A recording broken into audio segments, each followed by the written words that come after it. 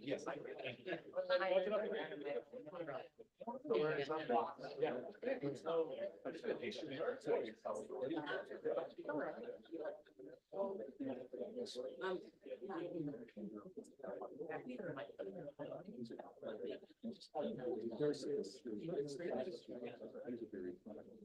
Very nice man. He's like the king. It turned upside down.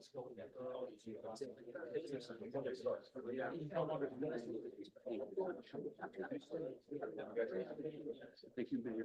Vice Mayor.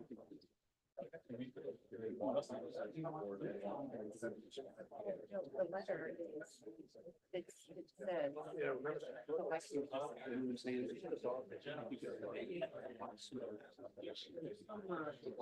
said. Scale 1 to 6. Oh, no. This guy.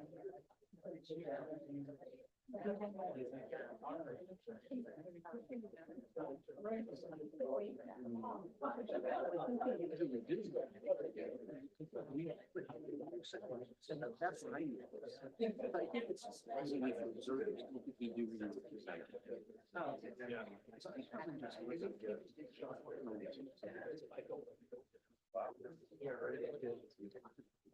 That's a good thing.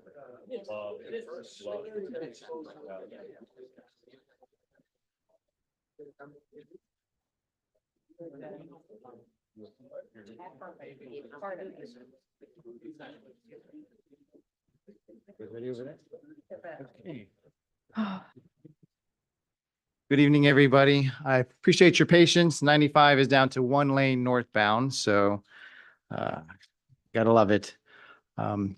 Madam Clerk, could you call the roll, please? Commissioner Hudak, Here. Commissioner Plaut, Here. Commissioner Shanetsky, Here. Vice Mayor Preston, Here. Mayor Drosky. Here. Could we take a moment of silence and the Pledge of Allegiance, please?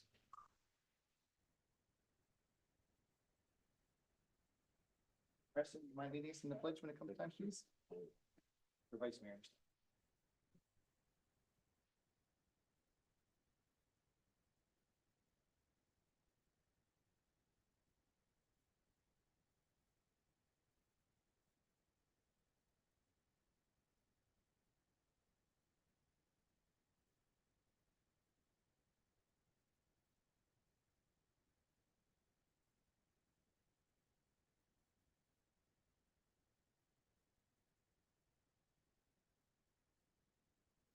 Pledge allegiance to the flag of the United States of America and to the republic for which it stands, one nation, under God, indivisible, with liberty and justice for all.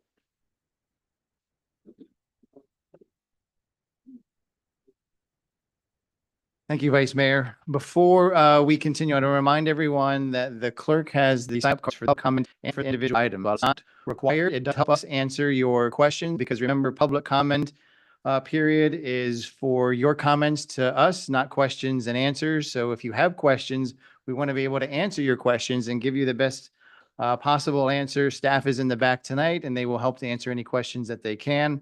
Otherwise, if we need to research it and get back to you, if you can fill out the card, put your information, how you like to be contacted by telephone, by email, that'll give us the better opportunity not only to respond to you, but to get you the answer that you're looking for. In addition, the two big items that we have on tonight's agenda are number 9 and number 10, the FAU 1045 project and also the Pier restaurant lease.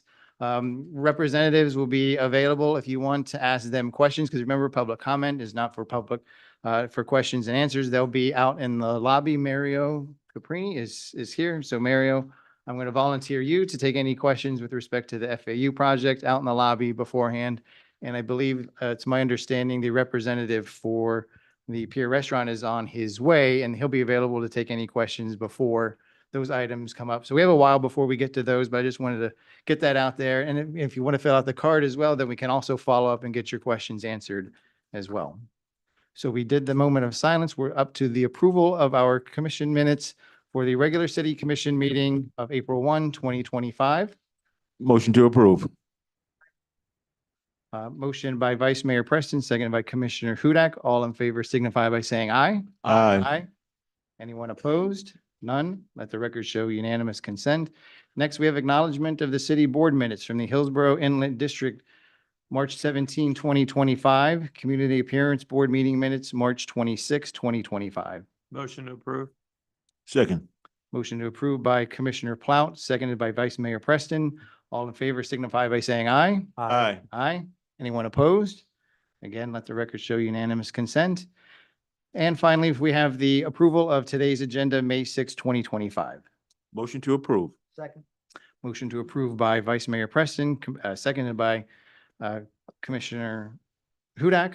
Sorry about that, Mike. I drew a blank there for a second. I got your first name.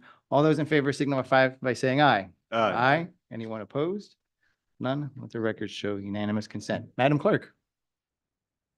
For those attending via Zoom online wishing to speak under public comment or on an item that's open for public input, please click raise hand at the bottom under the reactions tab and your audio will be unmuted when you're recognized by Mayor Drosky. For those attending via Zoom by telephone, please press *9 to raise your hand and your audio will be unmuted when you are recognized by Mayor Drosky. Please make sure your audio is unmuted on your end by pressing *6. Thank you. Thank you, Madam Clerk. Next, we have awards and recognitions. Number 1 on the agenda for tonight, certificate of recognition presented to the Pompano Beach Vet Center for Veteran Outreach in Century Village. Commissioner Shinetsky? Yes. I just want to say welcome, everybody. Thank you so much. I believe that the words spoken here in the commission have a very definitive impact on people's lives. Last year, then Mayor Gans said, "What can we do to help our veterans here in Deerfield Beach?" Now, I took that lead and I outreached to the Veterans Administration. I outreached to Congressman Moskowitz's office. I outreached to State Representative Rosenwald's office. And as a team, last fall, we set up a veterans outreach program here in Deerfield Beach in Century Village. There's a large amount of veterans in Century Village. I'm a veteran, that they're 55 years and older, and they have specific issues, PTSD, depression. So we wanted to outreach to them. So the team here, we set up something last October. So it's been 6 months and it's been a resounding success. In this veterans outreach group, we've been looking at group therapy, individual therapy, and also assistance with state and federal benefit and entitlements that are made for veterans and their widows that they don't know about them. So when they meet several times a month, this veterans outreach group and Congressman Moskowitz's office and State Representative Rosenwald office, they meet and they help the veterans and their widows. And I just want to recognize this very helpful program that helps veterans here in Deerfield Beach. Here in Deerfield Beach, we care about our veterans. We're very appreciative of their service. And again, this outreach group has really grown in this 6 months, and I just want to recognize and say thank you. So on behalf of the city, we're giving a city commission recognition letter to the Veterans Administration. The director couldn't be here tonight. She had an emergency, so I'm going to be accepting it on her behalf. And also, the State Representative Office wants to give a Veterans Appreciation Award to the program. I'd like to read it if it's okay. Of course. Okay. Whereas Florida is home to over 1.4 million veterans and their families and ascribes to be the most military and veteran-friendly state in the nation. And whereas we honor the great American patriots who answered the call of duty, often serving in harm's way to protect and preserve our freedoms, and whom built an honorable tradition of faithful and dedicated service. And whereas we are inspired by the valor and dedication of those in uniform who continue to defend the principles upon which our nation was founded. And whereas we are obliged to support the Florida Department of Veterans Affairs efforts to support veterans by ensuring that they and their families have the resources to be healthy, prosperous, and safe. And whereas we are appreciative of Sen Club Recreation Management at Century Village East in Deerfield Beach for providing us a venue to serve veterans at that location. And whereas We are indebted to the City of Deerfield Beach and its City Commission for their ongoing support in this and all our constituent services endeavors. Now therefore, I am Mitch Rosenwald, representing by Thomas Wilmouth, member of the Florida House of Representatives, representing State District 98, including the City of Deerfield Beach, hereby extends heartfelt gratitude to our country's veterans and recognizes them as national heroes. Thank you. And the Congressman, Office Representative Alex Roca will speak on the Congressman's behalf. Thank you, Mayor, Vice Mayor, Commissioners for having us here. It is a great honor. This is from the Congressman. Friends, it's a great honor to represent you all, the City of Deerfield Beach, and the rest of Florida's 23 Congressional District in the U.S. House. I want to send my appreciation this evening for Dr. Gertrudis Perez-Dusek of the Pompano Vet Center. Throughout her career, Dr. Perez-Dusek has shown exceptional dedication and service to veterans of Century Village in Deerfield Beach. Her monthly remote visits have provided vital support directly to those who have bravely served our nation and have expanded access to life-saving health care that our veterans desperately earned. After all that these men and women gave to our country, we owe them access to the highest quality care. And in the village, that's made possible thanks to the work of people like Dr. Perez-Dusek. I'm also grateful for the collaboration with Commissioner Daniel Shinetsky that has made this possible. I look forward to working with his team to continue advocating for the residents of Century Village through the initiatives like this one. Dr. Perez-Dusek's compassionate outreach has improved individual lives and significantly contributed to the well-being of the broader community. In appreciation of her work, I am honored to join Mayor Todd Drotsky and the entire City Commission as I present her with a certificate of congressional recognition for the outstanding and invaluable service to this community. Thank you. Great, thank you very much. We appreciate Congressman Moskowitz and State Representative Rosenwald sending representatives here tonight. Thank you very much. They're both very powerful allies for the City of Deerfield Beach, and we appreciate that. And please extend to both of them personally our congratulations and thank you for participating and being here this evening. Commissioner Shinetsky, do you have anything else you'd like to add? No, just thank you again and thank you. Thank you for the veterans. You have the certificates there? You have the one from, I have the one from the state, and do you have the one from the city? you should have it. I only have the state, I don't have the city. It should be, right? Oh, I'm sorry, I apologize. I have so many papers. Sure, can we do a little photo walk, everybody? Is that all right? Sure. All right. Commissioner Plout, good morning. Yes.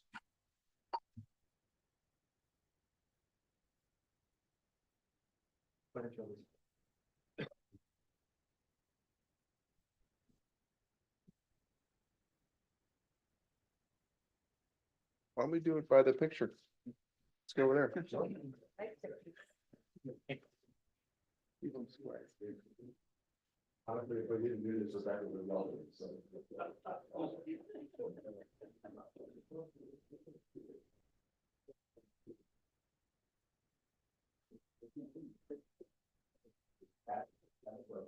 All right.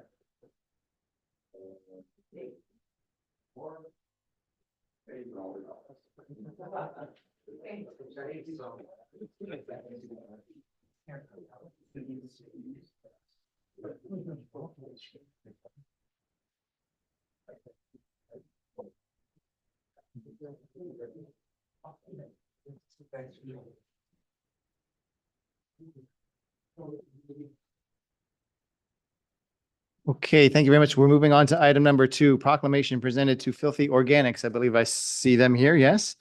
In recognition of International Compost Awareness Week.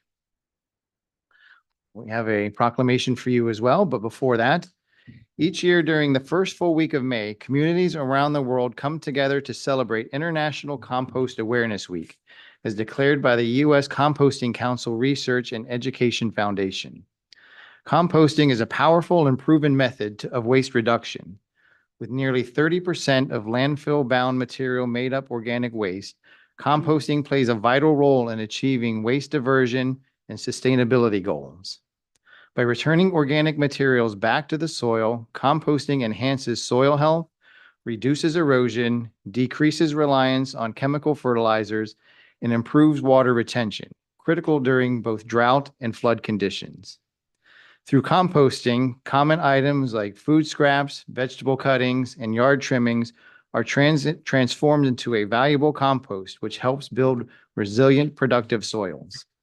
Here in the city of Deerfield Beach, we are proud of our efforts through the DFB compost program, which has already diverted more than 138,000 pounds of food waste from the landfill, an achievement that reflects our community's commitment to sustainability. Let us use this week to recommit to sustainable practices, expand our composting efforts, and continue working together toward a greater, more resilient future for Deerfield Beach and beyond. Now, therefore, I, Todd Drosky, Mayor of the City of Deerfield Beach, Florida, in recognition thereof, do hereby proclaim May 4th through 10th, 2025 is International Compost Awareness Week.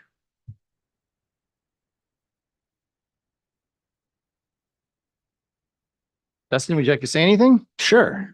Madam Clerk, 3 minutes. I don't think it'll take that long.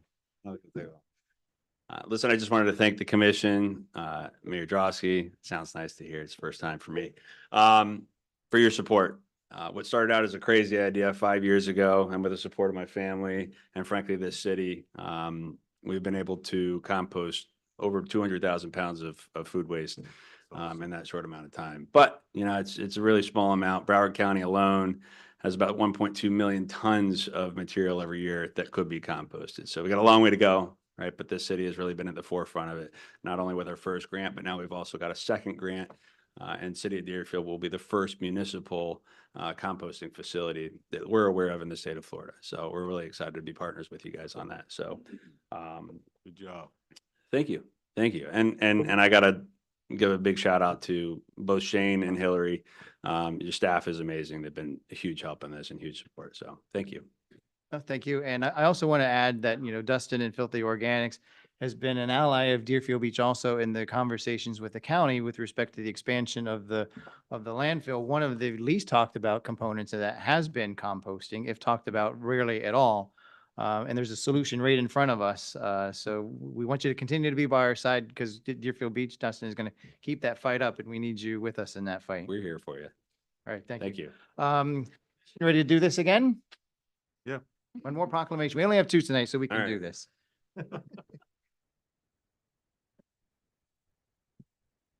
We go with the picture again, Yeah. or you want it here? Yeah. Can you go it here? You mind? Get the seal in the back.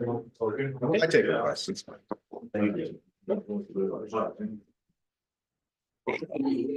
you want. All right, we'll go down there. Sure. Finally, I'm not the shortest one in the picture. Who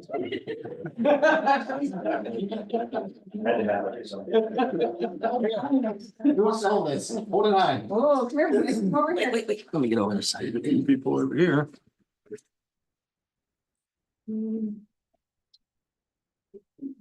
All right. Ready? More. Oh, I didn't get the little guys in there. And then this one. Excellent. All right. Thank you very much. Thank you. Thank you. Thank you. Appreciate you.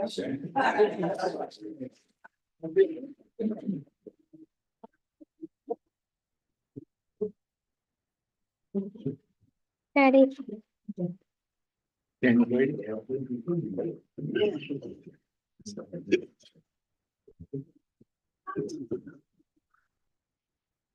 Those of you in the audience, thank you for your patience while we go through those proclamations.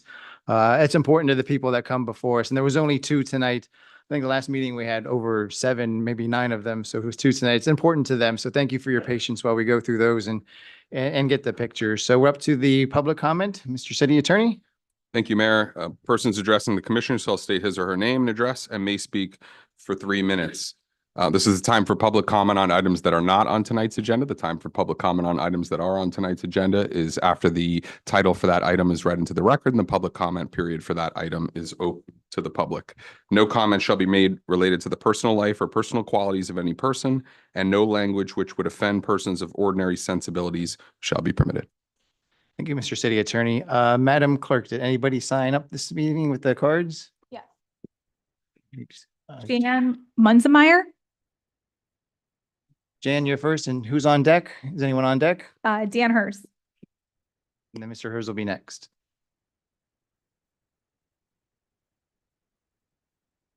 Jan Munzenmeyer, 1089 Southwest 25th Avenue, Deerfield Beach. Mr. Mayor, Commissioners, I'm here tonight on behalf of Kiwanis to ask permission to put out our annual donation boxes at 5 city sites for our Christmas in July project. This is an annual project where not only our Kiwanis Club, but all 24 clubs within the county provide back-to-school backpacks filled with one complete outfit, jeans, shirts, underwear, socks, shoes, toiletries, and back-to-school supplies for the children that are in shelters and surfing, couch surfing from neighbor to neighbor, friend to friend. This year, the school board has documented 6,018 homeless children registered in our school system, and we are doing our best to help them. Each year, Kiwanis puts out between 3,000 and 4,000 backpacks, as I stated, with the help of donations from the public. So with these boxes being out there, people can donate the jeans, underwear, socks, school supplies. There'll be a list out there that are things that are needed. Each of these items go to a backpack where the parent has filled out their first name, their sizes. And so when they receive their backpack, everything is brand new, everything fits them. And they start school the same as all other school children, with dignity, happy to be back, and no one's ashamed to be there amongst their school kids. So I am asking for permission. And for those who are just hearing about Kiwanis and Christmas in July, if I may, if they go to our website at christmasinjulyinc.com, you can see everything that we have done, everything we are doing, and there's the ways that you can sponsor, either monetary or through donations of clothing and supplies. And of course, you can always find me and I'll be glad to help you. And our city manager has our list of the 5 sites. And I can probably give them almost to you. The Johnny Tigner Center, the West Community Center, the waste management at our city site, Triple C and City Hall. Did I miss anybody? Did I get it well? Triple C's now BAMC, Bernard Adams That's Municipal right. I Complex. apologize. That's okay. And also, Goolsby, did you mention Goolsby? I did not. Goolsby as well. Okay. Okay, thank you, Mrs. Munzemeyer, for that. Mr. City Manager, is that under your purview? You've got it from here? I'm happy to make the room for them to do it. It's a very worthy cause, and they help out at least 4,000 kids that are homeless and in transition a year with both clothing and school supplies with this backpack program. Would that be considered a special event? No. or- Okay, Thank you. thank you, Mrs. Munzemeyer. Yes, I was gonna Vice Mayor? we do something so that they know that the whole commission goes along with that. I don't think we're voting on anything. Vice Mayor just wants to know that just by show of hands with the commission, just that we were in general support, the city manager will pick up the details going forward. And if something needs to come to the commission, they will. But I know I would be in favor. Commissioner Hudak, Vice Mayor Preston, Absolutely. Commissioner Shinetsky, Yes. Commissioner Plount. Yes. I think you have a unanimity there, city manager. Thank you. You're welcome. Madam Clerk, Mr. Hers was next? Okay. Dan Hurst, please. Dan Hurst, 330 Southeast 19th Avenue. Good evening. The taxpayers have pointed out to the previous city manager on many occasions that the city needs a professional negotiator similar to what the state of Florida is required to have on all contracts over 1 million in value. One only needs to look at some of the recent negotiations that the city has been involved in to see why someone with negotiating expertise is sorely needed. Recent examples include the city losing millions on a contract they signed with Siemens for energy efficiency in 2019 at a cost of 10 million, and then canceling the contract for a 2 million payment from Siemens with only some energy efficient light bulbs and an LNG gas pump to show for it. Or how about the city paying millions for privately owned beach sand when there were no other potential buyers in sight? Or how about giving Oceanside Beach Services, Inc. free additional city-owned beach land to set up additional beach and lounge chairs in front of the Embassy Suites Hotel without any additional revenue for the taxpayers? You will even hear about 2 new questionable negotiation decisions later tonight. I could cite more examples, but the point is, there is no one presently employed by the city or its chosen law firm that has the expertise in negotiations and what needs to go into contracts to protect the taxpayers. Nobody is accusing anybody of doing anything maliciously, but if the taxpayers are more often than not getting the short end of the negotiating stick, maybe it's time to try and do things differently and hire a professional negotiator. This takes on even more significance with the creation of the Florida Doge. One of the requests from Florida Doge that the city manager recently received was to turn over all contracts with total costs, deliverables, spending amounts, and whether the contract was awarded competitively or non-competitively for fiscal years 23-24 and 24-25. There is also recent precedent for the city bringing in outside expertise to help out.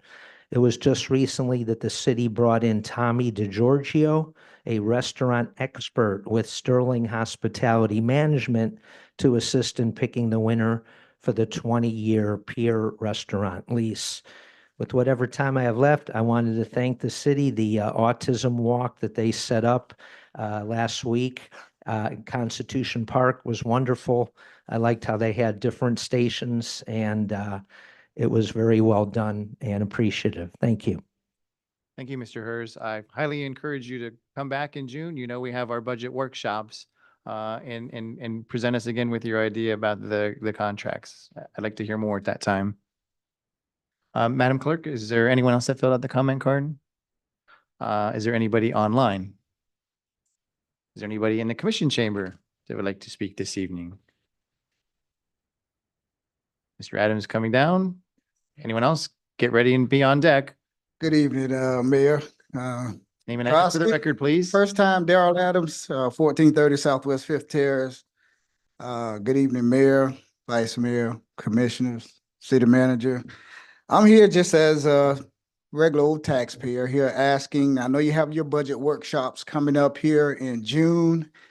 And I know Commissioner Preston, Vice Mayor Preston went down to the Soiree down in Pompano Beach here just recently.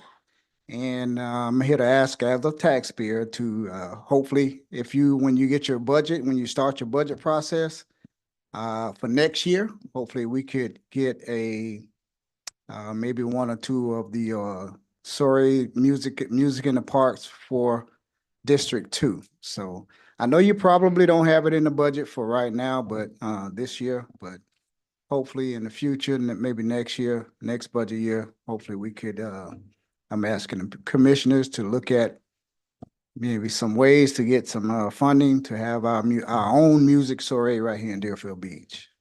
And that's all. Thank you, Mr. Adams. Likewise, I'm going to invite you back in June as well, I'll be here. and to make the recommendation. I'm sure I'll be here. your commissioner / vice mayor is listening. But I mean, it's always good to participate in those when we have those conversations coming in June. So please come back as well. Absolutely. Thank you all. Great, thank you. Appreciate the comment. Anyone else? Last chance. I'm closing the public comment for this evening. Mr. City Attorney, to the consent agenda. Items 3 through 8 are currently on consent. Can we just do 3 and 4? Sure.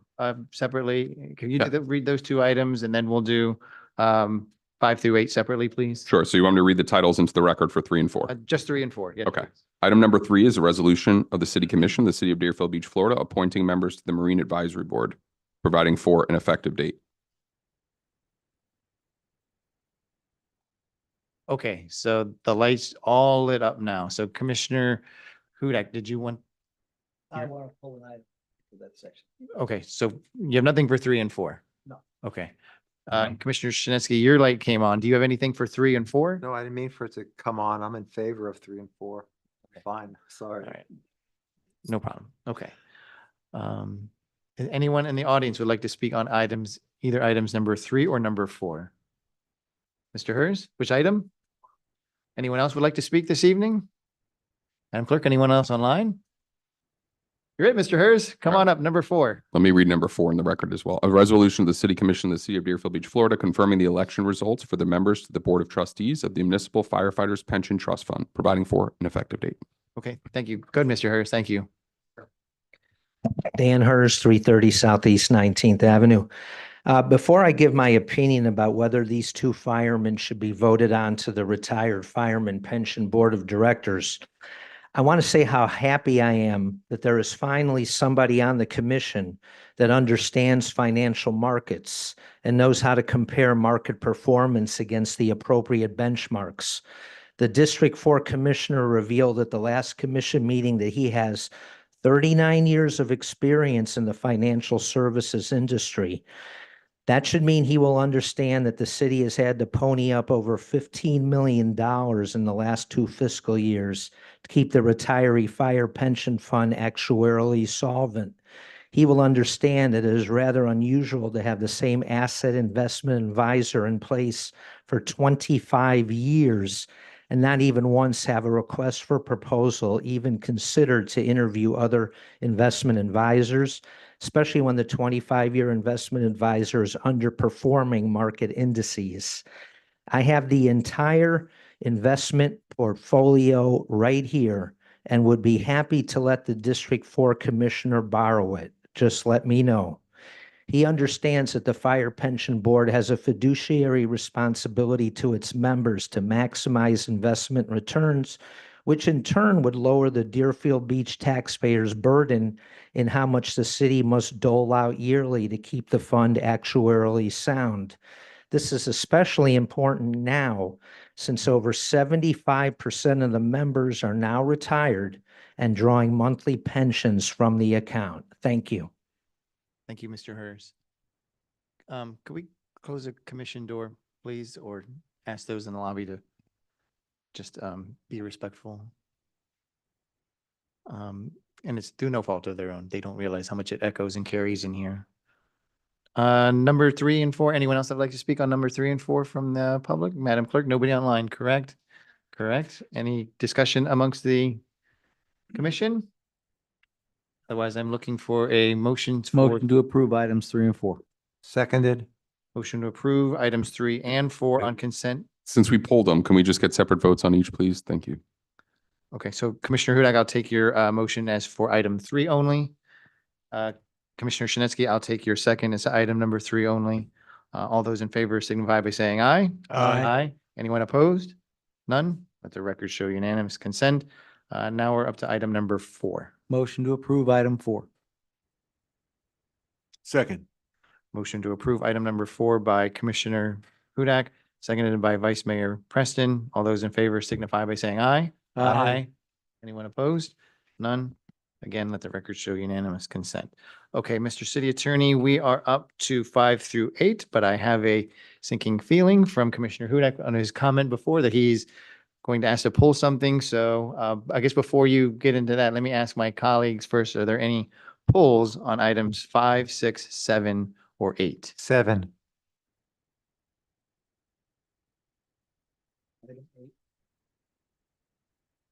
7 and 8. So that leaves 5 and 6. Mr. City Attorney, do you have to read the titles for 5 and 6 if we do those together? since No, we're sir. pools? Is there anyone from the audience or online that would like to speak on either items 5 or 6 this evening? Okay, seeing no one, is there a motion for items 5 and 6? Motion to approve items 5 and 6. Second. Motion to approve items 5 and 6 by Commissioner Hudak, seconded by Vice Mayor Preston. Let me see, is there a financial component to these? Let's do roll call just to be safe, please. Commissioner Hudak, Yes. Commissioner Plaut, Yes. Commissioner Shinseki, Yes. Vice Mayor Preston, Yes. Mayor Drosky. Yes. Item number 7 is a resolution of the City Commission of the City of Deerfield Beach, Florida, approving the award of ITB number 25-014 for citywide tree trimming, removal, and maintenance services, authorizing execution of a contract with Southern Arbor Services, Inc., the lowest priced responsive and responsible bidder, for a 3-year term with 2 additional 1-year renewal options and an annual amount not to exceed $450,000, and providing for an effective date. Thank you, Mr. City Attorney.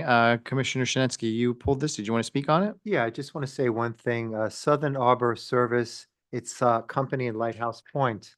Again, I encourage Deerfield Beach companies to please step up, do what you can to be in the mix. We want Deerfield Beach companies to do our services in Deerfield Beach. So I'm encouraging them to please get up there and go for it. Get in the mix. We want your services. That's all I have to say. Thank you. Madam Clerk, is anyone online that would like to speak on number 7? Anyone raise their hand? Anyone in the chamber this evening that would like to speak on number 7? Any other comments by my colleagues on number 7? Mr. Shinseki, would you like to make a motion? I motion to approve it. Second. Motion to approve item number 7 by Commissioner Shinseki. Sorry, Commissioner Hudak, I heard Mr. Plout first, so I'm going to accept his second. Roll call, please, Madam Clerk. Commissioner Hudak, Yes. Commissioner Plaut, Yes. Commissioner Shinseki, Yes. Vice Mayor Preston, Yes. Mayor Drosky. Yes.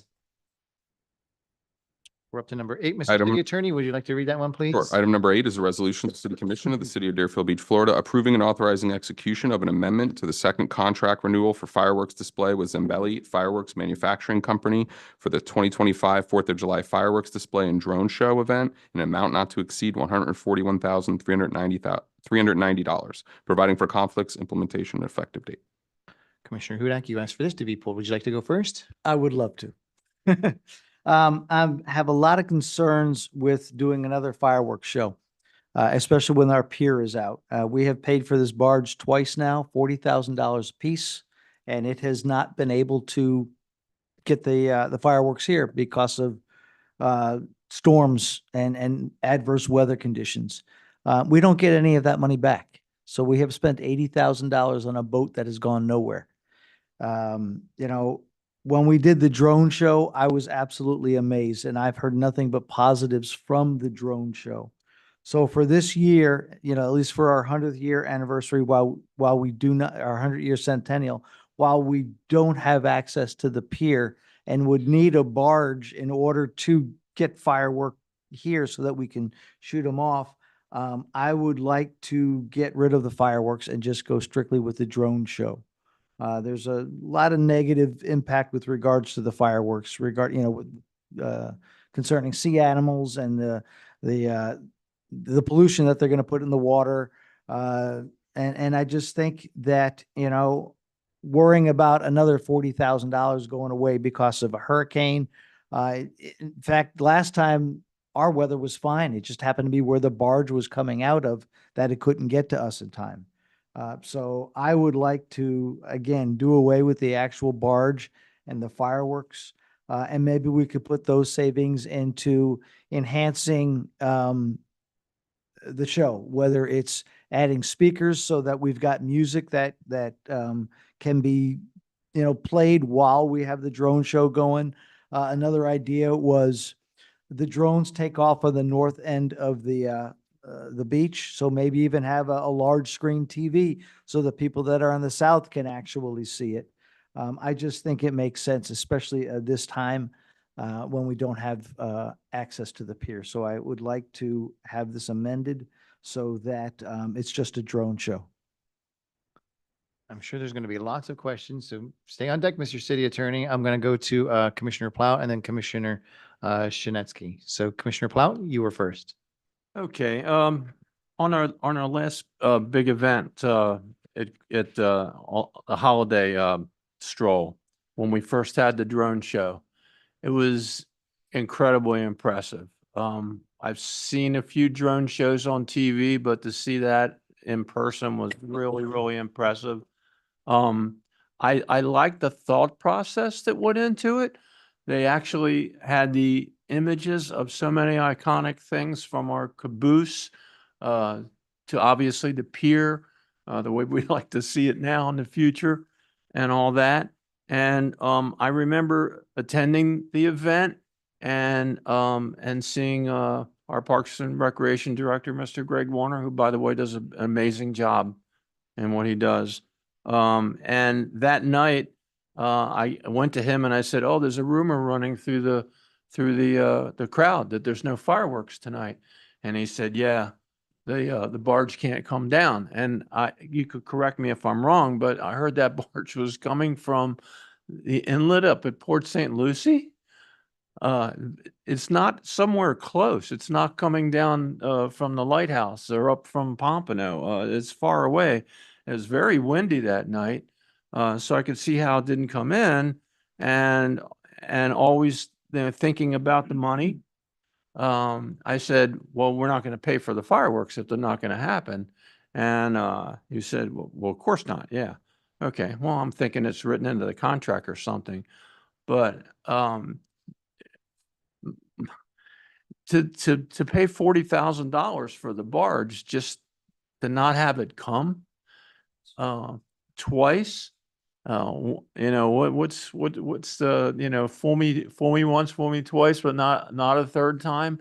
I did come away with watching that drone show and having a level of satisfaction that I actually had a thought in the back of my mind that, fireworks are kind of old fashioned. Maybe they should come back as a nostalgia. Also, when we do fix the pier, I'd be a little afraid to have the fireworks on the pier. We've had a fire on the pier before, maybe not attributed to fireworks, but we had fire damage there about 10 years ago, if I recall. So upon the revelation that we're trying to save money and put it in other places, and not believing in the almanac that my mother-in-law sends me from Nebraska every year, that it's gospel, I would lean to maybe just having the drone show, maybe even have it a little more. I like some of your ideas about having another screen.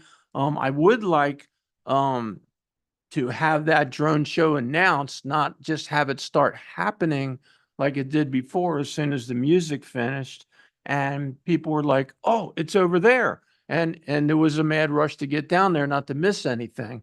Okay. If we could just have, make sure that people are in place to see it. Okay. And not have the stage in the way, or have the people over by the stage and then the drone shows north on the beach.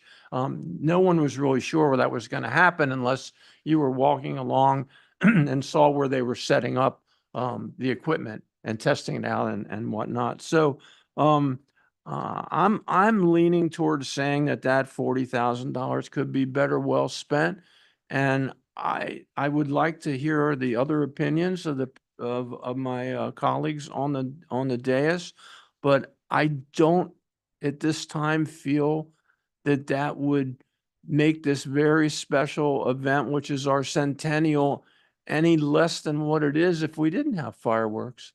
I'm feeling like that in lieu of the money, because once we don't have the barge come down again, we probably won't hear the end of it for quite a while from some folks, and maybe a lot of regret on our part too. So I'd like to have this banner back and forth. I hope everybody has something to say about it, but I'm inclined right now to lean over to my colleague, Commissioner Hudak. Commissioner Shinetsky? Yes, I definitely support what Commissioner Hudak said and my colleague Commissioner Plout said. I went to Pompano Beach. They had several drone shows last year. And what I remember most about it was the crowd gasping in amazement.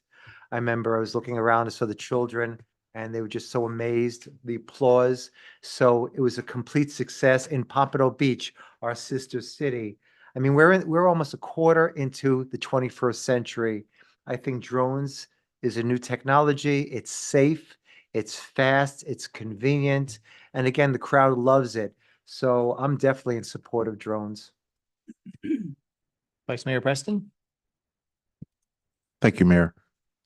I really believe there's some very good points that have been brought up in relation to the drone show. And you know, its ability to entertain. But I also know that the constituency in Deerfield Beach would be very upset if we did not celebrate with fireworks. The previous mayor wanted, was talked about the just doing it big. And I think that as far as business is concerned, we talked about $40,000 that for two times. I feel that that's on us, because if it wasn't built into the contract that if you don't show up, you don't get paid, then that's on us, not on the barge. And I think the citizens of Deerfield Beach, along with the drone show, would be happier with fireworks. That's what people want to see. That's what kids come to see. The technology for drones is impressive in one manner. However, there is a tradition, and fireworks is something that people come to the beach to see. They come, and that's what they want to see, is the fireworks. You take that away from them, and I really don't think that they're going to be happy. And I will tell you this, for the many years, there have been some incidents with some fire damage and that sort of thing. But by and large, having fireworks from the pier has been tremendously successful. And if you look at over the years, the incident that you've had, it would be in comparison to the multiple flights that are taken every day, and you look at one crash. It would be likened to that sort of thing. We've had much more positive things happen as opposed to those things that were not. So I think it would be a good thing for us to think about this, because our constituency, would I don't think they would be happy if we take that away from them. On the 4th of July, people come to the beach to see fireworks. In the end, that's what it's about. And I want to tell you, the last one that we had was impressive. So I guess, as you can well put together, I would be more for fireworks. Okay, thank you, Vice Mayor. Before I go to you, Commissioner Hudak, I'm going to give the city manager an opportunity to chime in. Sure. My questions before you do is, one, is there enough time to pull off a drone show, and the cost? And so what we're being asked on item number 8 to do here tonight is vote for fireworks. So if there's an inclination, pardon me, by my colleagues to go for drones, then I would suggest that the motion be to deny number 8, let staff do what they need to do for drones, and bring that back to us at another time, assuming the city manager thinks there is enough time. So number 8 has the provision for both drones and fireworks. And just as a point of clarification, by eliminating the barge, I heard several people mention the barge. It's not really a $40,000 savings. It's more like an $85,000 savings, because the cost of the fireworks as well. So it's actually about $80,000 to $85,000 that you're talking about saving if you chose not to do the fireworks. The drone show is already accounted for in that item number 8 that Zambelli would be providing. So it's really a matter of whether we want to also include, as it stands now, the fireworks and the drone, or if you want to parse this out, or if you want it to come back before commission for more discussion at some point. The the barge issue is sort of beyond what we can control in the contract. We're out the money on the barge if the barge doesn't come. There's not a provision that Zambelli is that any contractor has offered to us to allow for refunds on that. So we're kind of stuck with the barge costs. If the barge gets here and the wind is not very good, it doesn't really matter. We're still out the cost of the barge. So the barge is a difficult cost to mitigate, but in total, the fireworks and the barge combined are about 80 to 85. So I would consider that number when you're considering whether or not we use the barge, because if you eliminate the barge, there's no place to put the fireworks anyway at this point. We certainly are not going to have a pier open for that for this 4th of July. So even if you wanted to do them from the pier, we couldn't do it this year. So do we have a cost tonight if we wanted to do just fireworks 1, just drones 2, and drones and fireworks 3? Or is Just drones is about $67,000, $67,500. Drones and fireworks is about $141,000.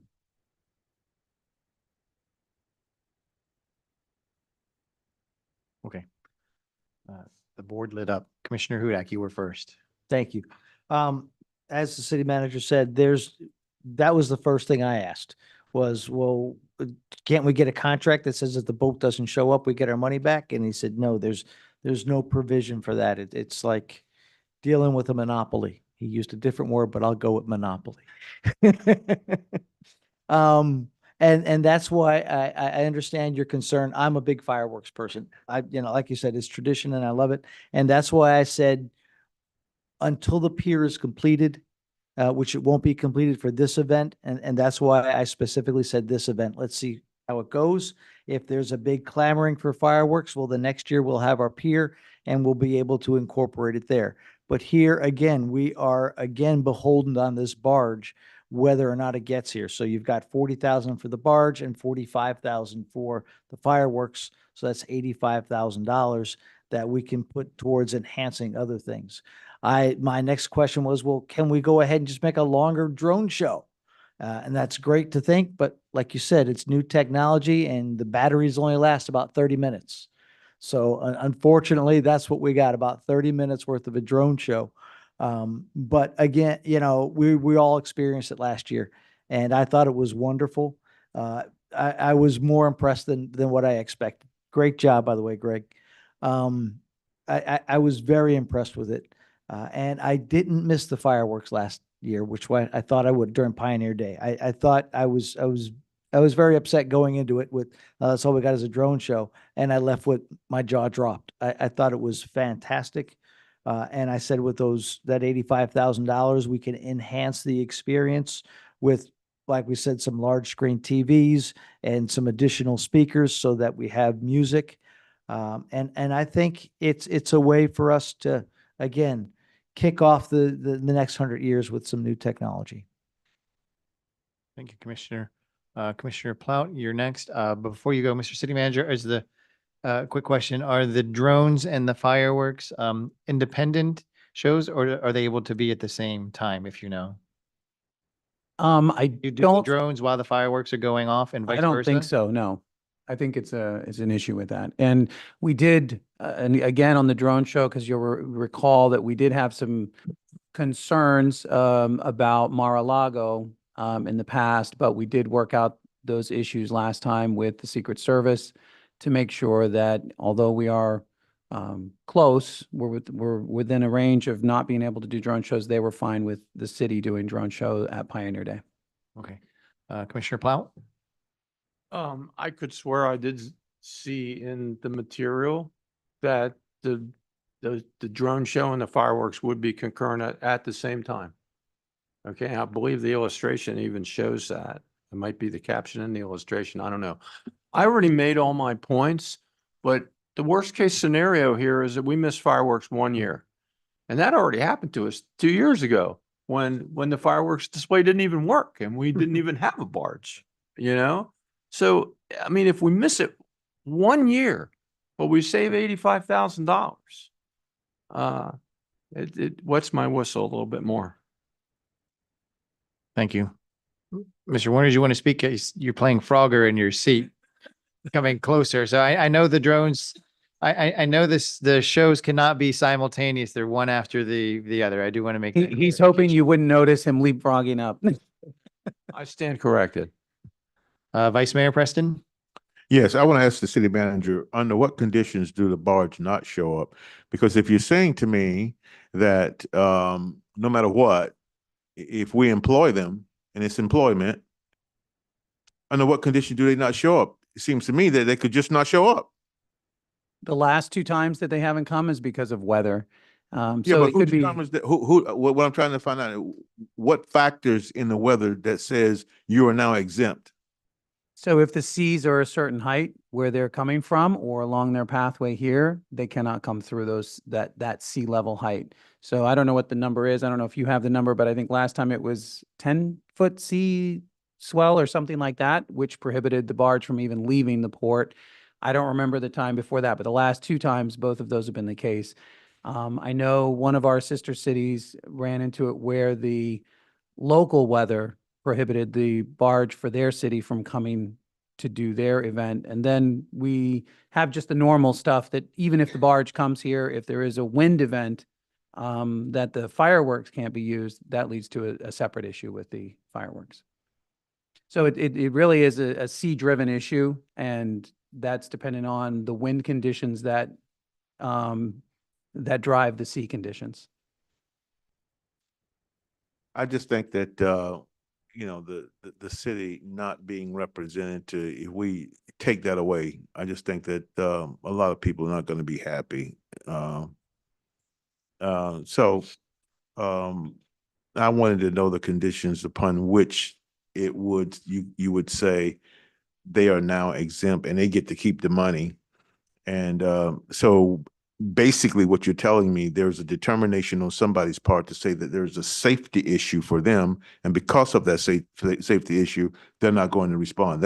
Is that what I'm hearing? Correct. And our rental of that is rain or shine, show or no show. And the city has no input in their determination of that. Other words, is it an agreed upon criteria or is just their side?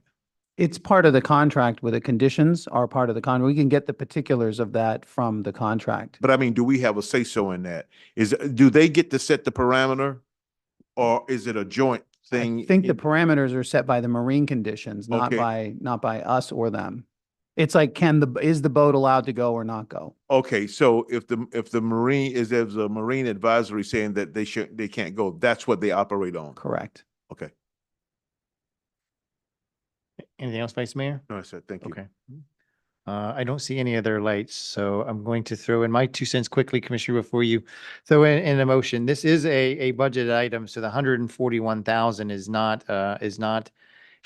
nothing new, and we knew about the expense. And so this is one of, if not the last events for the centennial celebration. And I see heads nodding to that. And I've always said, go big. If this was just a normal 4th of July, I would be okay with the savings on just the drone show. But this is our centennial. And so we've always wanted to do it right. And being one of the closing ceremonies almost to this centennial, I think we should do both. I don't see any, it's a budgeted item to the savings. While always good to save money in the budget, it's here, it's budgeted for, it's accounted for, it's there. It's part of the centennial celebration. I wouldn't want to take away from the centennial, since we've planned for it. So that's my opinion on this. But somebody's going to have to make a decision, but we do have to go to the public first. So Let's go to the public. buddy, marinate on that first. Madam Clerk, I don't see any hands raised online, correct? So we'll go to folks, correct? When you're not here, correct, there's no one online. Is there anyone in the chamber this evening that would like to speak on this item number 8? One second, Joe, Mrs. Tigner's coming. Mr. Cummings, you can be next. Good evening. Janice Fulmore Tigner, 1090 Southwest 4th Terrace, Deerfield Beach, Florida. I agree with Commissioner Preston wholeheartedly, and I still don't understand. I understand the marine advisory, then it cannot come, but there still has to be some leeway that we do not lose all of our money. My suggestions or question would be, cannot the barge be delivered a day or so early? Is that not an option? So it's in place somewhere? I and- think they'd be willing to do whatever you want with the barge if you want to pay for the barge to be in port somewhere nearby here or to be offshore. I'm sure that that's tens of thousands of dollars a day for them to do that, like to come in advance. Is that what you're asking? Yeah, like or- a day in advance so that we didn't totally lose it.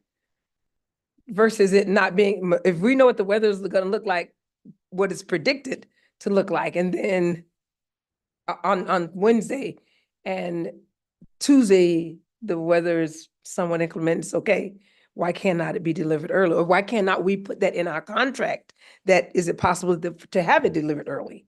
So that that would not, be a factor.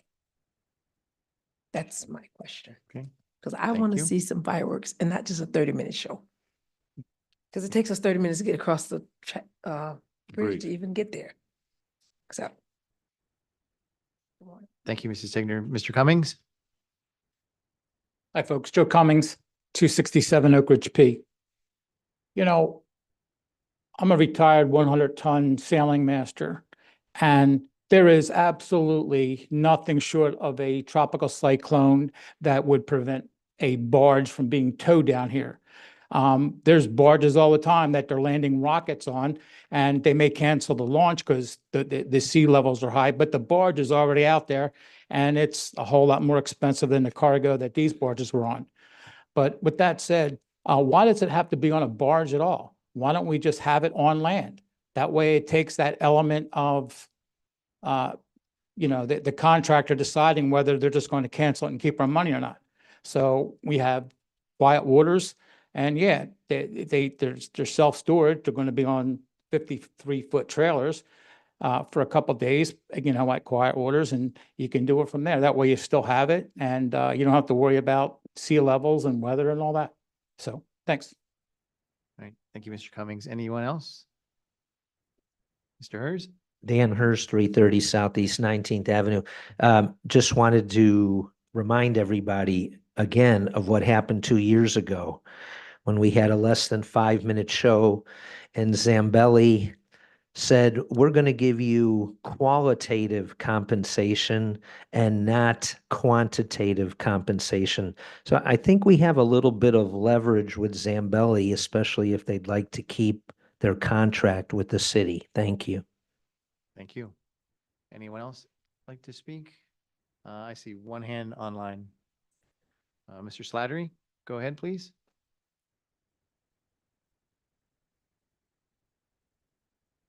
There we go. Took me a minute to unmute there. John Slattery, 1455 Southeast 5th Place, Deerfield Beach. I agree with Ms. Tigner said that, this could involve some planning to work around, weather that is seen coming.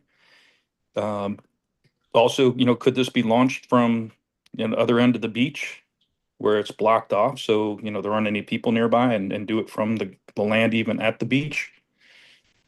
The other question I have is, when these last two things have been canceled, we paid for the fireworks and for the barges. Did somebody else get the free fireworks? Did we get credited for those in future shows? I don't understand how that works, so I'd like to have that explained. Thank you. Thank you, Mr. Slattery. Anyone else, Madam Clerk, online? No? Okay, we're going to close it to the public hearing then. Excuse me, someone up here is going to have to make a motion. Question for the city manager.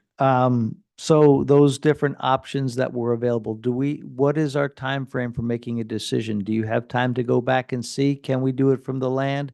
Can we have the barge here a day early, and find out what those costs would be?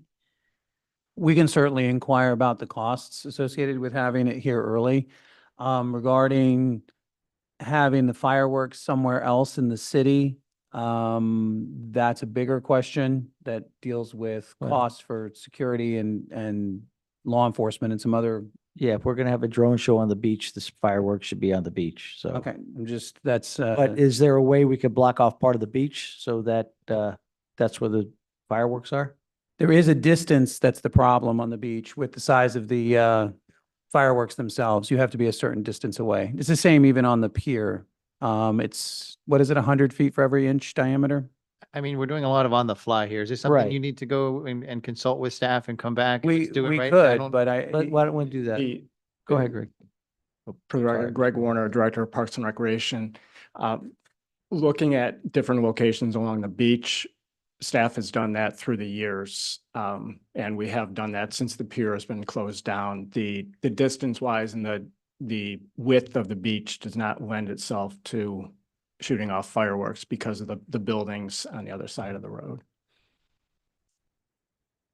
Okay, so I guess our only other option is to see the cost to bring the barge down a day early or something like that. You could, understanding we can get a cost for that for the commission, understanding that there still may be weather conditions that would still incur the cost of the barge without fireworks. I'm gonna make a motion that we just go with the drones this year. I My 3 second it. minutes are up, sorry. I second it. I second it. Okay, so we have a motion from Commissioner Hudak on number 8 for drones only, which is roughly $67,500, seconded by Commissioner Shinetsky. Madam Clerk, roll call, please.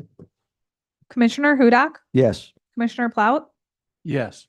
Commissioner Shinetsky, Just want to say one thing. I grew up in Coney Island. No, so- we're voting, All right. Mr. Shinetsky. Yes, yes.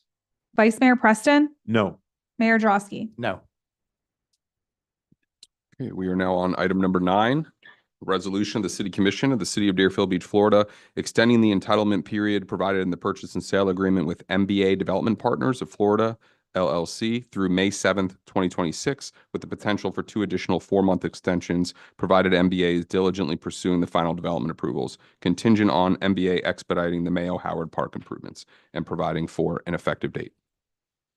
Before we kick this off, Mr. City Attorney, I think it would behoove the commission and the audience before we get into there's a presentation coming up. If you could just tell us the differences between what is being asked now versus what was before, just so we know, can kind of tee it up as to what the changes are. Sure. On March 7, 2023, the City Commission approved the purchase and sale agreement with MDA Development Partners of Florida, LLC, for the sale of the city property at 1045 Southwest 11th Way. It was subject to referendum approval. It did receive referendum approval. As part of that purchase and sale agreement, there were certain time periods upon which the developer had to take certain actions. The first one was the due diligence period. Once we got through due diligence, provided the developer didn't terminate, there was something called the entitlement period, which was essentially the period of time that the developer had to obtain all of the final development approvals under the original purchase and sale agreement. That entitlement period provided for a total of up to 21 months to obtain those development approvals. It was 15 months plus the ability for an additional 6-month extension, provided the developer was diligently pursuing those development approvals. The developer has recently come to the city and requested an additional extension of that entitlement period to give them more time to obtain those final development approvals. So one change is that they are asking for more time, an extension of that entitlement period, as I specified. Additionally, in consideration of the city's concerns about the delay of Mayo Howard Park improvements, the developer is committing as part of this to commence those improvements within 30 days of closing on the property and receiving all of the permits necessary to commence the construction, and then to diligently pursue the construction of those improvements to completion. That would be embodied in the development agreement that would come before you if you approve this tonight, when they come for a rezoning before the city. Those are the 2 changes. What was the park improvements under the previous agreement? So under the purchase and sale agreement, it just provided for $7.5 million in community enhancements to consist of park and infrastructure improvements. The purchase and sale agreement itself didn't contemplate a specific time period for that. That was always going to be anticipated to be included in the developer's agreement that would come with the rezoning. We've negotiated a draft developer's agreement. It's not yet timely, but this would expedite what we were previously discussing. So when they close on the property after they get the final development approvals, if you approve this tonight, then they would, within 30 days of that closing and receiving the permits, they would commence construction on the Mayo Howard Park improvements. Okay, thank you. I saw a presentation coming up. Is that by the applicant? Mr. Caprini, are you leading us off or someone else from your team tonight? Joel and myself, so I'll let Joel start. Just start with name and address for the record, please. Good evening, Joel Kaplan, 401 East Los Altos Boulevard, Suite 1850 on behalf of the applicant. So on your screen in front of you, you'll see the latest rendering of what we're looking at proposing. Go to the next slide. So as City Attorney Soroka had said, we have the referendum that was approved. The RFP was provided by the city and it was awarded to MBA Developments. And we are in constant negotiations with tenants and discussions with contractors on cost and ensuring that the project stays viable. Go to the next, please. The current state of this project is that marketing conditions have changed dramatically, and in the last 30 days have changed even more. So we are in the process of understanding what that's going to do to material procurement when it comes to well, anything that we're importing at this point in time, and what we're seeing from contractors when it comes to that, right? We're talking about HVAC units, we're talking about electrical switchgear, things that make the building work. We're looking at a new anchor tenant. You know, we are constantly talking to various tenants, and if you know they can't come to the table with the proper rent, then we have to look elsewhere, obviously, to keep viability. And we updated the overall program, and I can let Mario talk a little bit. Hi, about that. Mario Caprini, 876 Alamanda Street, Boca Raton, Florida. Just to elaborate more, I think this is very important to know that we've been at this diligently for 3 years. We have spent $1 million of our own money. We have been ready to submit for the plot of the new project. And we have our own internal checklist that we do before we do so to make sure, okay, let's check all the check boxes. And those 2 check boxes are, what was our construction cost when we started 3 years ago? Was it today? Went up 36 or 39% on a $200 million project. That's a lot of millions of dollars. And then the interest rate, when we started this, we were about at 2.5%, and now we're about 6-7%. So when this happens, it's not unusual, but when this happens, usually the market follows. The rent also went up. In our case, the rents did not go up. The rents actually went down. So we had to face the reality that we had to rethink the project. And we went as far as saying, okay, how did we get approved for the referendum? Can we change this? What is our parameter? What is our leeway to make sure that this still works? And the team came together with a lot of effort. And we've all come to the conclusion that we have to stick to the program that was approved. We have to stick with the overall vision that was part of the referendum. And you know, I must say I'm very grateful and fortunate, and knock on wood, hopefully it's real wood, that a tenant with the ability to pay the increase in rent showed their serious interest in coming here. We have signed confidentiality agreements. We are doing due diligence with them. They want to come here. They're a high security related business. We're excited about it. And as soon as we get further down the line of seeing what internal changes they need, we'll be able to submit very shortly. And you know, one of the concerns because of the high security level was the rooftop park, or somebody doesn't like me to say rooftop park, but the park on top of the parking deck. And I spoke to all of you individually. And I know how important that is. And that was an important part of our vision. So we're going to stick with it. What we cannot do is tell you definitively how that park will lay out or how it can be used and what restrictions are going to be put on there. So we are going to work with the community. We are going to work with you. We are going to work with your staff as we have continued to do so. And unfortunately, the development agreement took a little longer. Everything takes a little longer than you anticipate when it's a project of this magnitude and this complexity. but we're sticking with it and we believe in it. We still want to put our offices there. And I think that a lot of hard work is going to pay off. So if you know, what is the alternative? You don't grant us this extension today. Tomorrow, this project's dead. The project starts over from scratch. I think that would be a lot of wasted city time, community time, referendum time, and everything else that went with it. Continuing with us, especially that we're so determined to make this happen, is, I believe, the right choice. And we hope that you give us this opportunity to extend for 1 year. And under the circumstances that everybody reads in the newspapers and watches on TV and on the internet, with the uncertainty of tariffs, the uncertainty of, you know, the pending potential recession, we're very, very fortunate to have a real solid tenant in tow. So I would really hope that you give us this opportunity to finish the mission here. Thank you.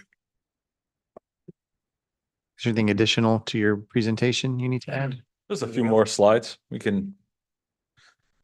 So the project components include workforce housing, corporate office, a hotel, parking garage on first few levels, an event center, and retail space. That was part of the original plan. It is still part of the plan today. So we've updated some elevations, and what's changing, what's really changing the most is how what we call Tetris the inside of the building, right? Especially with this new tenant that's coming in now. How we're going to move things around to satisfy their requirements from a safety perspective, from an operational perspective. So the components will remain the same as discussed. The design is in line with the original submission. That's always key, and that's been very important to this team. And those, like I said, those internal adjustments are ongoing. We did remove the underground parking. That is critical to helping reduce costs. That was extremely helpful in the design as well. This allows for better site drainage. It allows us to do various things with the stormwater because, as you know, stormwater has to be kept on site. Our anchor tenant has changed from a medical tenant, which we were down the line with, to now a corporate tenant, which Mario had elaborated on a little bit. And like I said, how we fit this tenant and their specific requirements into this building is the impetus for this change as well, right? Making it work for them is very critical. So we're asking for a 12-month extension with 2 additional 4-month extensions. And as Mario had mentioned, we are ready to submit for the plat note amendment. We wanted to get that trimmed out and get it ready and submitted as soon as possible. And you want to talk about the additional funds? Our commitment to the community with the $7.5 million is still there. Actually, this additional year of work that we're asking of extension is actually accelerating when the city gets the money, because originally we were going to pay the first tranche of payments upon the first CO of the first building. So now we're saying we're going to give you that money at the 30 days or at the financial close. So that actually accelerates you 1 year, which is beneficial to the city and the community. And as Joel mentioned, we're going to focus on the park. We're going to focus on starting it and constantly, and we have never stopped doing that, is showing you that we have been consistent, persistent, and diligent about pursuing this project at every week. And we have meetings every week. We have meetings every 2 weeks with all your city staff. So I think they can vouch for us that we have been focused on top of our game, and we're just navigating this complex world that we live in. And you know what? We're still there, and we're still on top, and we still got the tenant that I'm sure once everybody finds out who it is, they would all be pulling their hair saying, how come we didn't get them? So with that, please give us that extension. I think that's less. That's it. And actually, there's some drawings here. So to the untrained eye, unless you look at the very specific stuff, it looks the same. So we wanted to keep the feel, we wanted to keep the image, and this is the gateway to your city, right? This is where 2 major intersections are going to come together, the big interchange. It's going to be high profile off of the I-95. It's our own personal family investment for generations to come with estate planning and all that. We are going to do this the right way. And it's going to be for the long haul. So as you can see, the only thing that is visually changed here is really the level of finish of the park. And that was intentional because we didn't want to we feel our relationship with you guys is very important. And we don't want to get the sense of a bait and switch here. Like, oh, you gave us the extension. Oh, and by the way, we're not going to do the park the way we presented it that night. So we wanted to make the point and be fair and make sure that we were clear about our intentions. And we are going to give you, Mayor, that rooftop park. It's just, I don't know how exactly we're going to do, but we're going to work diligently with your team and we're going to make sure that it's beautiful and user-friendly and safe. That's going to be the biggest filter, is the safety component. It's going to be enhanced. That's it, right? Sure. Okay, thank you. We have a public comment and commission discussion first, so stay close, guys. But before we do, I see, let's start with the commission. Vice Mayor Preston, have your light lit? Thank you, sir. You know, through a tough selection process, Mr. Cabrini, you were chosen. You were chosen. And there were a lot of great presentation. I remember listening to all of them, and I thought you were the best. So there is an expectation for you to finish the job. So when you say that we want to finish the job, that expectation is there, and that agreement should always be there on behalf of the citizens of Deerfield Beach and this commission who trusted, you know, the things that you said in the beginning, things that begin to come up in business with you now needing an extension.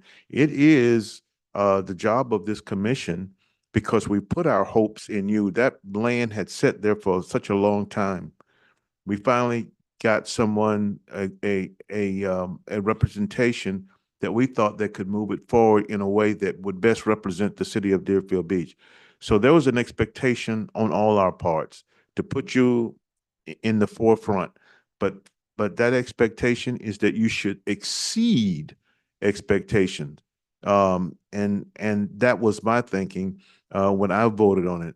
And so I will also say is that as far as that park is concerned, and I said this initially, right across the street is Mayor Howard Park. That's a historical park naming for a very special person who was a part of this community. And I said, I don't know if you remember, that whatever you do upstairs should be an extension of that. They should not be competing parks. Correct. Okay. And so, you know, I think that the city is obligated to help you in every way possible to succeed. But you have to also remember, you made a promise. You said that you're going to get it done. Yes, sir. And so that's what I'm holding you to. You know, things do come up. It's our job to understand those things and to help you the very best that we can. This commission shouldn't just vote to vote. Every vote should be to help you to succeed, because in the end, the question has to be asked, is it good for the citizens of Deerfield Beach? Not District 2. Not District 2, although it sits in my district, and I'm happy about that. But every district, 1, 2, 3, and 4. And you said that when the that entity is named, we're all going to be very happy, being that you will not divulge that now. I'm excited about that, because just the suspense of that is intriguing.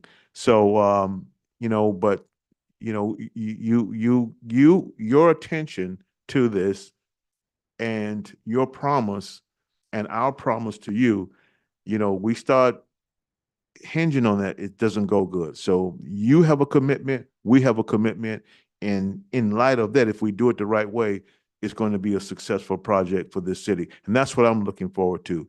And so anytime there's a situation, you have to ask us, how do we help you to succeed, with at the same time understanding the sensitivity of what this city wants from you as well. Yes, sir. Thank you, Vice Mayor. Commissioner Shanetsky? True leadership is time, vision, and patience. We need Deerfield Beach to flourish That's why I think we should grant this extension. Negativity, criticism, I think would bring Deerfield Beach back decades.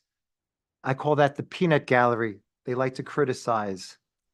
I think that MBA deserves this extension because the alternative is not good. It's horrible. If this extension is not granted, then we have to start all over again, and that's a waste of time and money. So I think that we should move ahead with this extension. What the pro thing about the developer, they've been in constant contact with the city and the staff. They've been very, very transparent. And I think that's very, very important. Also, I think that the partners of the developer, Hunsel and Phillips, they have excellent, well-capital finance. I looked into it. Also, I think that one of their projects was the Fort Lauderdale Swimming Hall of Fame, which I've been to. It's a wonderful success. And congratulations on that. Thank you. So I think that the developer deserves this extension. I think we should move forward and let's get it done. Thank you, sir. Thank you, Commissioner. Commissioner Plow? When this process started, obviously I wasn't in office, but that didn't stop me from contacting your company and having flyers dropped off at my house, I remember. canvassing my district, right? Yep. Knocking on doors. I remember a lot of times I physically talked to people while I was walking my dog across the street to meet their dog, but actually to talk to them. Because we wanted to sell that property and we wanted something special to be done with that property. I do have to commend you because I know in business, I used to tell my folks that it's 3 steps forward and 1, sometimes 2 steps back, but it's kind of like the stock market. It's going to go up and down, but you can sit a 45-degree angle on it over time. And in my past as a Florida licensed mortgage broker, I've seen people not get their dream house for 0.5 or 3/4% on an interest rate. Yep. Or maybe, the points were too much. And you've had to deal with that plus the uncertainty of presidential election, what's going on now with the Fed rate and everything. But through all that, it seems that you don't want to start all over again. You want to move forward and you've been making, I don't want to say the word concession, but you've been doing everything you could to move forward after that 1 or 2 steps happened to go back. And so, and we need this in that area of the city. We're not building it in a residential neighborhood. It's right on 995 there. I like it, and I would support it. Thank you for your support. And I remember my wife and I dropping off these flyers, the referendum. Thank you, Commissioner. No other lights. So if you don't mind, we're going to go to the public comment now. Madam Clerk, did anyone fill out a card for this particular item tonight? Then we will just go straight on. How about those online first? I see one hand raised. Former State Representative Gwen Clark Reed. State Representative. Thank you, Mayor. Mayor, Commissioners, Gwen Clark Reed, 1430 Southwest 6th Way. Yes, these are tough times that we're in, and I think that we have to give this company the extension that they're asking for. But I want to also understand that as we move forward, that we're just not going to continue to give extension after extension, that at some point, they have to make a decision. Can they really do the job? Can they really bring this product to fruition? So I'm saying at this time, yes, I agree with giving them the extension, but I also want them to understand that this is not going to go on forever and ever. We want to see something done. Thank you. Thank you, State Representative. I see Mr. Slattery again. Mr. Slattery, go ahead, please. Hello, John Slattery, 1455 Southeast 5th Place.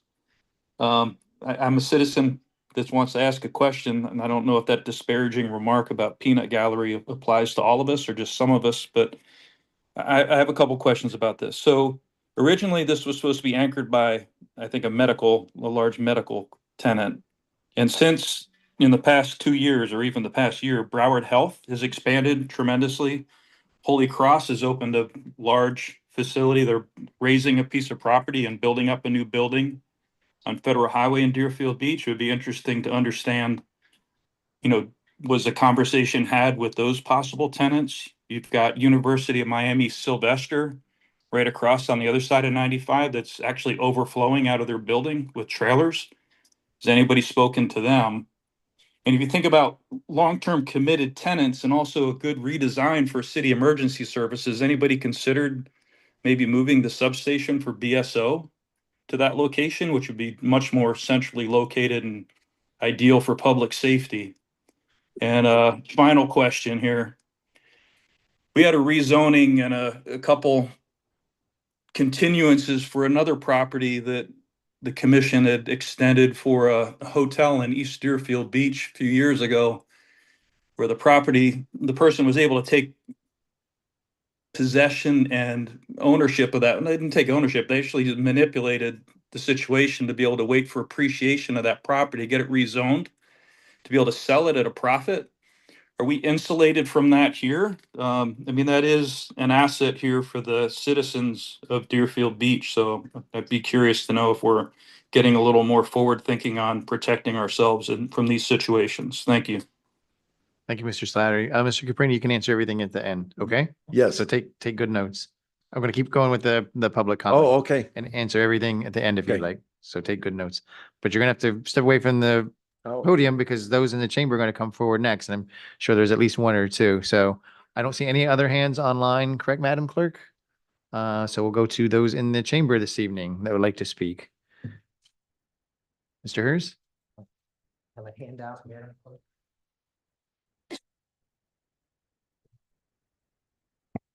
Dan Hers, also known as Peanut Gallery Hers, 330 Southeast 19th Avenue. In considering whether to grant MBA a 20-month extension, I wonder whether the negotiators considered the following 3 items from the original sales contract. MBA committed to ongoing public, and I want to emphasize the word public, outreach and input on the project as part of the land development process if their proposal was ratified by the voters of Deerfield Beach in the referendum. I haven't seen any public outreach, and maybe tonight MBA will reveal who this new mystery anchor tenant is. If MBA fails to obtain the final development approvals within the entitlement period after diligently pursuing such approvals, either party may terminate the agreement. It also says under the remedies section, in the event the buyer defaults under the agreement, the city shall be entitled to receive the $325,000 deposit as liquidated damages. The mayor will remember on the last year of the rental agreement with FAU, the city collected $61,000 in rent for the taxpayers for renting this 4-acre parcel. Has the city performed any current market analysis in conjunction with this extension request to determine what the 4 acres are worth now, as opposed to the appraisal performed over 2 years ago before the referendum? I gave all the information I could find on the original deal and the current backup given to the taxpayers to a prominent local developer who is very knowledgeable in this area. His questions and comments are what I passed out to you. I also emailed a copy of this to the city manager. For those of you new to the commission, this is the same piece of land that FAU failed to build on and received extensions from the commission year after year, in some cases up to 6 years with 0 rent being paid to the taxpayers. Will this be the same scenario with the city receiving no rental income or monetary consideration for this extension?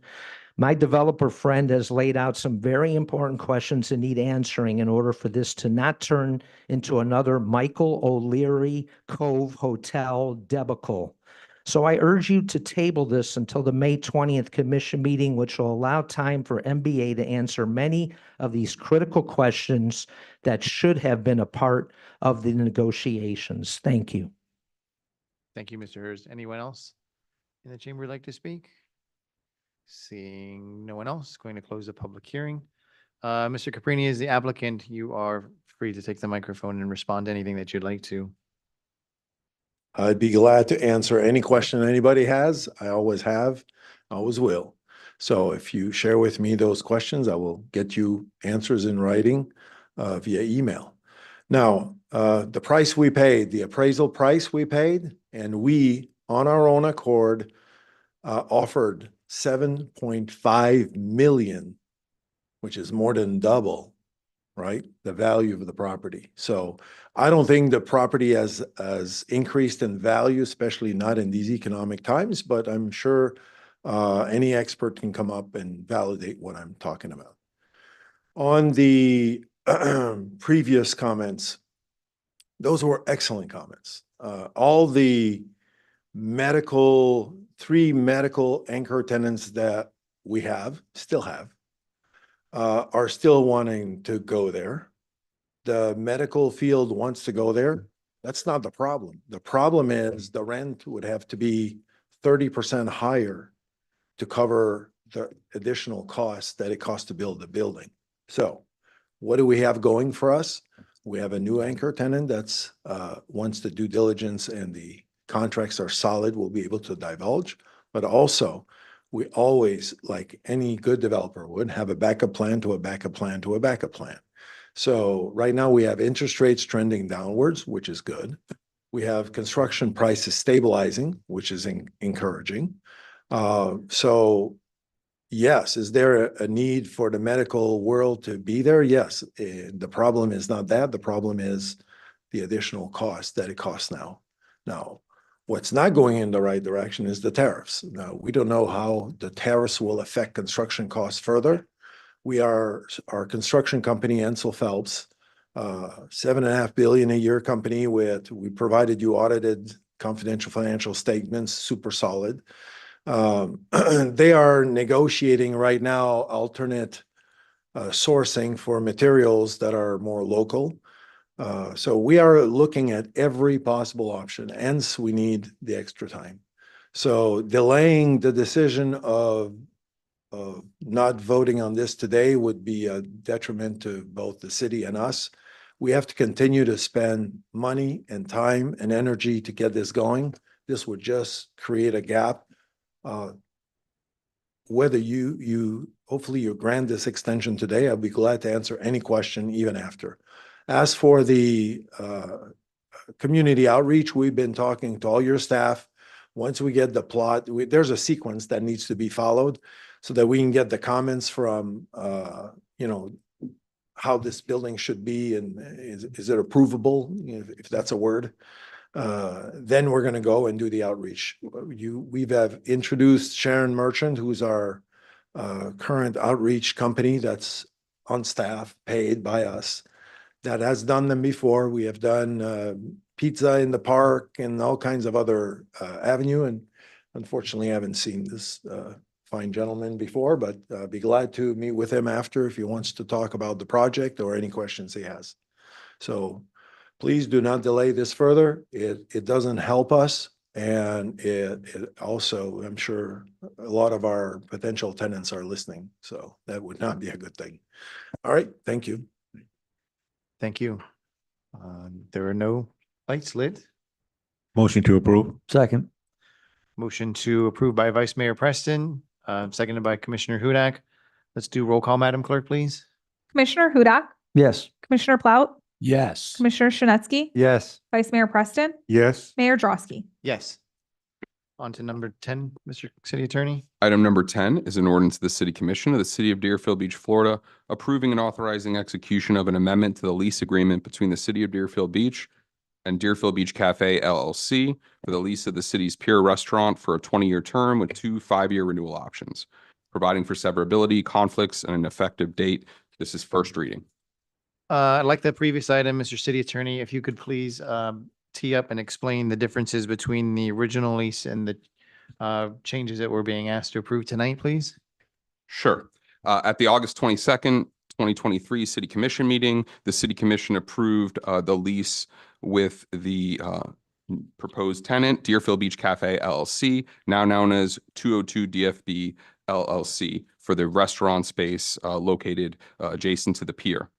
Under the lease, the city was supposed to deliver the premises to the tenant on November 1st, 2023, and the tenant was to diligently pursue construction of the improvements to the premises, then estimated at approximately $2.3 million, and commence paying rent to the city no later than May 1, 2024, or 6 months after delivery of possession of the premises to the tenant. Unfortunately, we had an issue. Our prior tenant, Class Act Restaurant Group LLC, failed to vacate the premises at the end of their lease on October 27th, 2023. The city had to file an eviction action and diligently pursued that eviction, including through bankruptcy.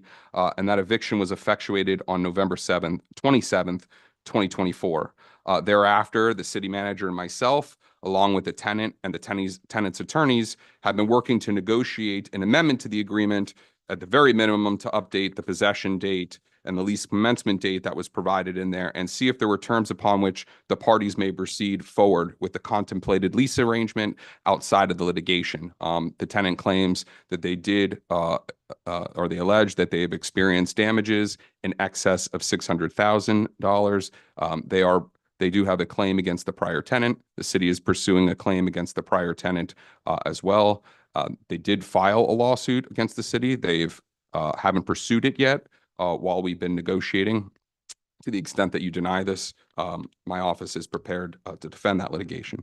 However, the lease in front of you tonight, the lease amendment in front of you tonight, is ultimately subject to City Commission approval by ordinance, and you need a minimum of 4/5 affirmative vote to approve it.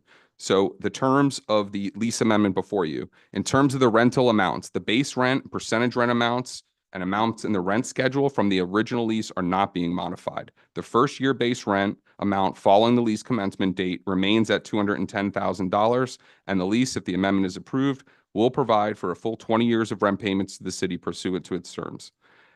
The name change, there's a proposed name change in this amendment.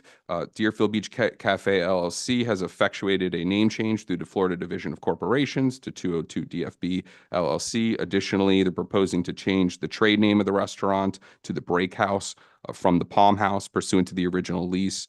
They need to submit that to you for your approval. The possession date originally was November 1, 2023.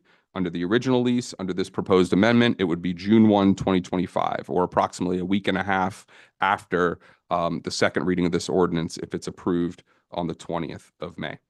The lease commencement date. The lease commencement date now reads that it's the date which is the earlier of 15 months after the possession date, which is June 1, 2025, or 9 months after the date of the issuance of the applicable certificate of completion or certificate of occupancy for the premises after they complete their improvements. This date has been modified to provide for an additional 9 months of the tenant's possession of the premises before rent payments become due. If we use the first year base rent amount, if they use the full 9 months, it's equivalent to approximately $157,500. The rent schedule start has been updated in this lease amendment to be consistent with the lease commencement date change that I just mentioned before. Additionally, there was a letter of credit provision to secure the rent payments. The tenant did provide an original letter of credit. It hasn't really been securing rent payments this whole time, but we did modify this provision to provide that at least 30 business days prior to the lease commencement date, which is when the rent payments start, they need to make sure that that security is in place. Parking spaces. Section 7.5 of the original lease contemplated the tenant's use of 2 designated parking spaces in the pier parking lot. It's being clarified to provide that in the event that the city causes the spaces to temporarily be unavailable for use by the tenant shall provide 2 alternate designated parking spaces in a location within reasonable vicinity to the restaurant for use by the tenant. Updated contact information is provided in this lease amendment, which is just updating the notices section with the appropriate names and addresses. Additionally, updated tenant articles of incorporation are attached to reflect the name change that I mentioned before. Assignment of claims. This section is being added to the lease. It deals with potential claims against the prior tenant. Essentially, this tenant would assign any of their claims against the prior tenant to the city. The amendment proposes a 50% split of up to the first 600,000 of any damages actually recovered by the city from the prior tenant after deducting the city's attorney's fees and costs incurred in pursuing those damages. And then the city would be entitled to 100% of anything above that threshold amount. With respect to pier closures, to the extent the fishing pier is fully or substantially closed to the public for a period exceeding 30 consecutive days, for any reason other than force majeure is a fancy legal term for things out of your control, like acts of God, hurricanes, etc., the tenant is entitled to a 50% prorated reduction in the base rent due for the time period where the pier is closed. The city is also required to provide the tenant with reasonable advance notice of any pier closures. Outdoor seating. Section 7.19 of the original lease provided for the tenant's ability to request additional outdoor seating along the eastern portion of the sidewalk adjacent to the first floor of the premises. The original lease provides that such use is subject to compliance with applicable law, the tenant paying for and maintaining any furniture within such area, and agreeing to indemnify, defend, and hold the city harmless. The tenant is submitting the outdoor seating request as part of this amendment. The request is subject to city commission approval, which pursuant to the terms of the original lease may be withheld or conditioned in the city's sole discretion. And finally, as part of this amendment, it requires the tenant to release and forever discharge the city and the city's elected officials, officers, employees, and agents from any and all claims that are in any way relating to or arising from the city not delivering possession of the premises prior to the proposed possession date in this lease amendment, which would be June 1, 2025. And that's basically a summary of what's before you tonight. There is a representative of the tenant here as well, Mr. David Calls, in case you have any questions for me or for him. Mr. Calls, we'll call you up first. Name and address for the record, please, and then let us know if you have any comments or presentation, and then I'm sure my colleagues will have some questions for you. Thank you. David Coles, Burger Sigmund 201 East Los Osos Boulevard, Fort Lauderdale. I'm on here on behalf of our client 22 DFB. Just have a few words and then I'll take any questions. My client's excited to move ahead with this project and is fully aligned with the city's vision. As a local business owner, she's committed to maintaining the highest standards and stewardship of this public space. This amendment, thanks to the hard work of the city manager and the city attorney, who, by the way, heavily negotiated on behalf of the city, demonstrates the city's commitment to good faith collaboration with its tenants and reinforces our client's role as a responsible, community-focused business partner. As you've heard, we supported the city for over a year to successfully evict the holdover tenant from the city's Pier restaurant that refused to vacate the premises. The unfortunate delay in turning over the possession as originally anticipated on November 1st, 2023, resulted in economic setbacks for our client. Those include income and lost profits, increased construction bids, and increased material costs, as you heard MBA just previously present. It's just the costs are not the same as they were a year and a half ago when she bid, and the interest payments on secured capital for the renovations to the restaurant, which when we believe when she's done renovating the space, it's going to bring a unique dining experience to the locals of the city and others who are visiting. From day one, our approach has been focused on partnership and problem solving. The amendment before you reflects a fair and forward-thinking resolution that helps our client recover a portion of the losses incurred during the circumstances outside of her control, while supporting the city's long-term goals for the pier and surrounding area. Our client looks forward to contributing positively to the community and working closely with the city manager, the mayor, and the commissioners to ensure a prosperous and harmonious future. We thank you and for your continued support. Thank you very much. I don't see any of the lights lit up, so we'll go straight to public comment. Anyone, I don't see any lights online. Anyone in the commission chamber would like to speak this evening?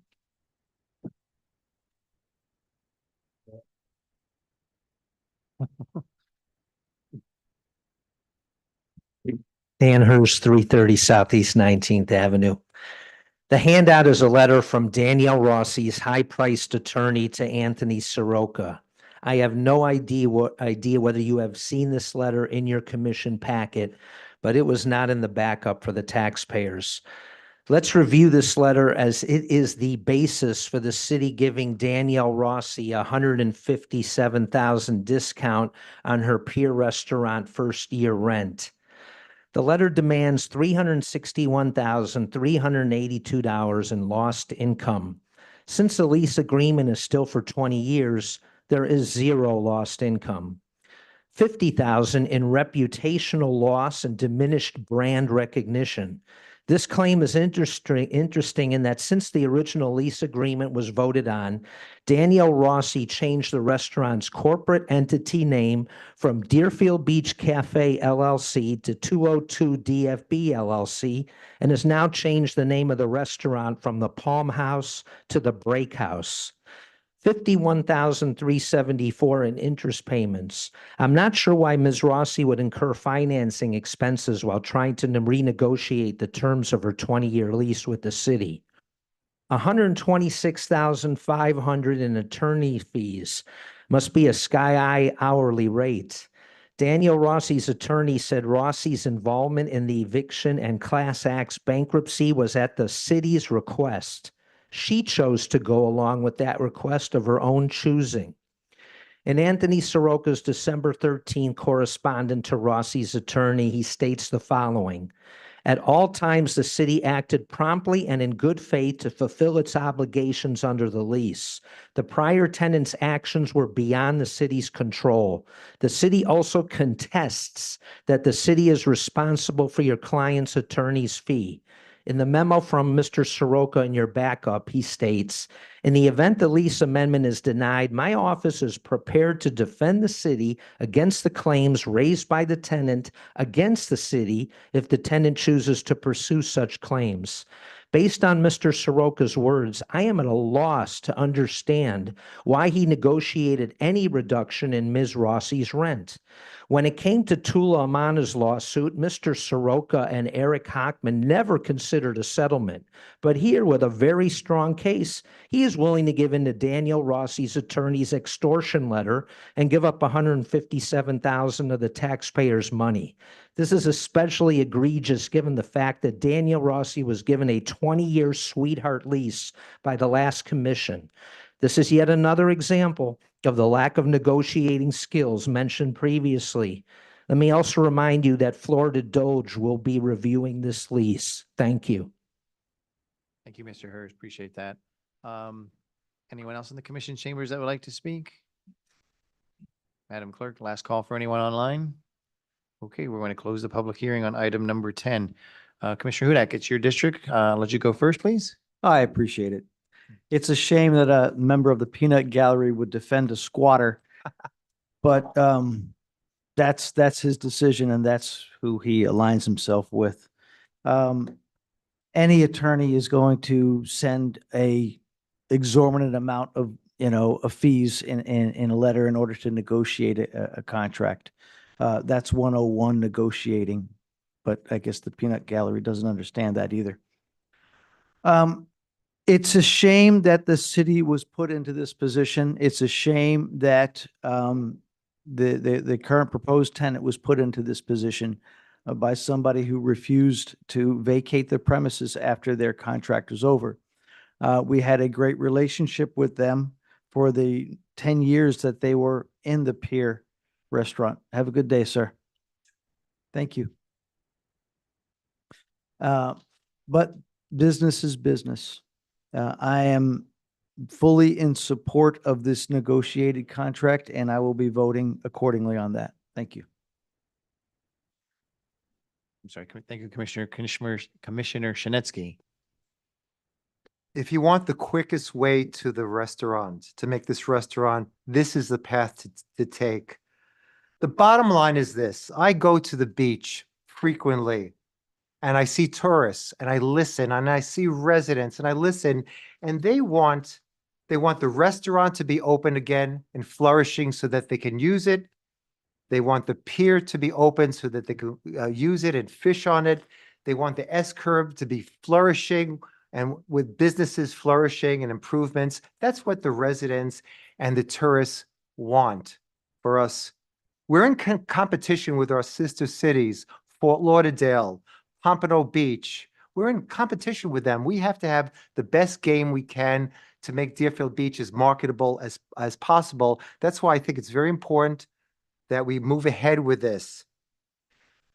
For a year and a half, there's been a delay, and that delay has been beating a dead issue, a dead platform, and that's coming from the Peanut Gallery.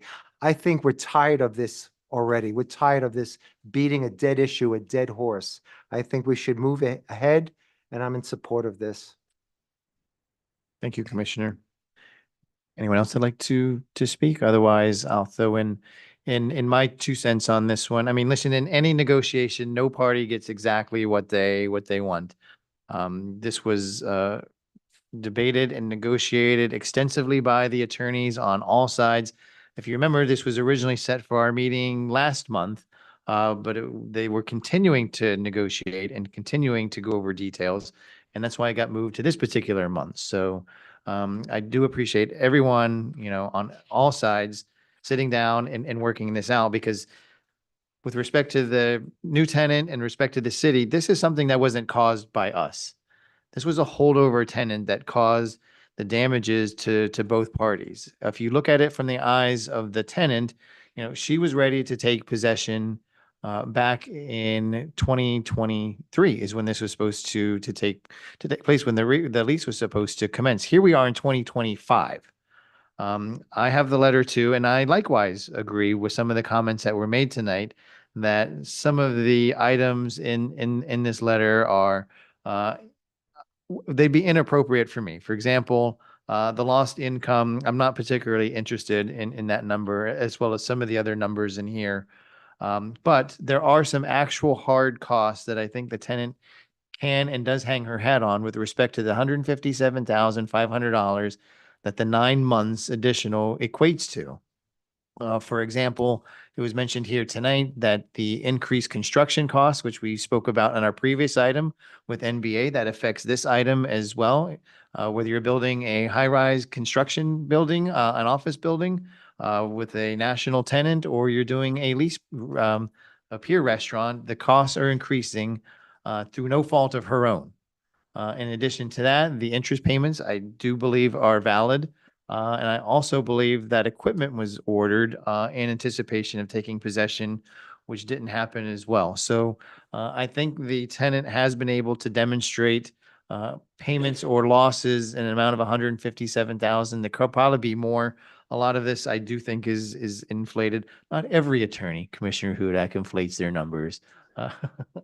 But it's part of the negotiation. And in addition, so the $157,500, I think, is a reasonable negotiation by each party. But in addition to that, don't forget, when the city attorney was talking about the changes to the lease, there's also 2 other things that we get. We get an assignment of claims from the tenant as well. So when we pursue, not if, when we pursue the old tenant, that we are assigned her claims to go after. And in addition to that, we get a release from the tenant as well. I mean, she was harmed. She has claims validly against the city that she is releasing in our favor. Well, so we are getting something in return, just like we did for the other item. It's a give and take. I think what the city is getting is reasonable, and I likewise would be in favor of this. Motion to approve. Seconded. Motion to approve by Commissioner Hudak, seconded by Commissioner Shinetsky. Madam Clerk, could we do roll call, please? Commissioner Hudak, Yes. Commissioner Plaut, Yes. Commissioner Shinetsky, Yes. Vice Mayor Preston, Yes. Mayor Drosky. Yes.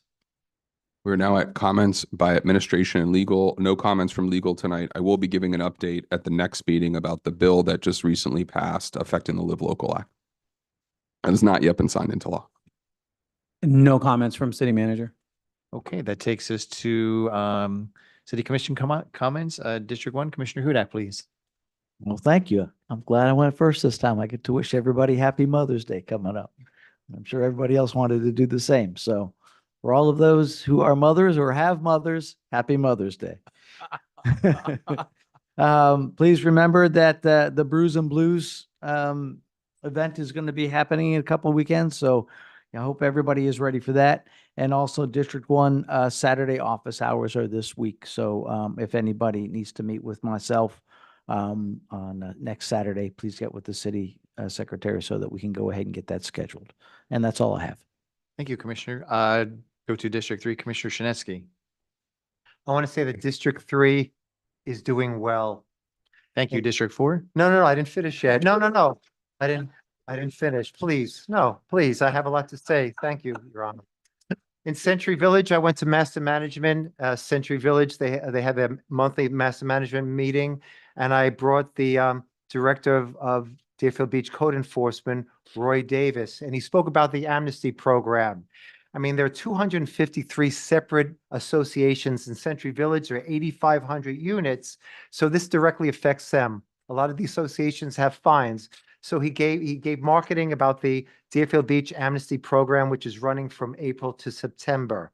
On May 15th, I'm going to bring on our new Public Safety Director, Sean, to Century Village to discuss safety concerns in Century Village. The main gate construction will start on May 12th. So there's a lot of issues about how the traffic could be diverted so to make it as good as possible. In terms of Century Village, I've been working with Century Village Master Management and also the city to repair 2 fallen light poles. So we're working on that. I've been working with Century Village and the city to look at the LED lights surrounding Century Village, that the lights are out. So we're working on that to get that fixed. One success that we had that I'm very proud of, there was a down sign on Military Trail right before Southwest 10th. We were able to get it replaced by the county, so it's up and running.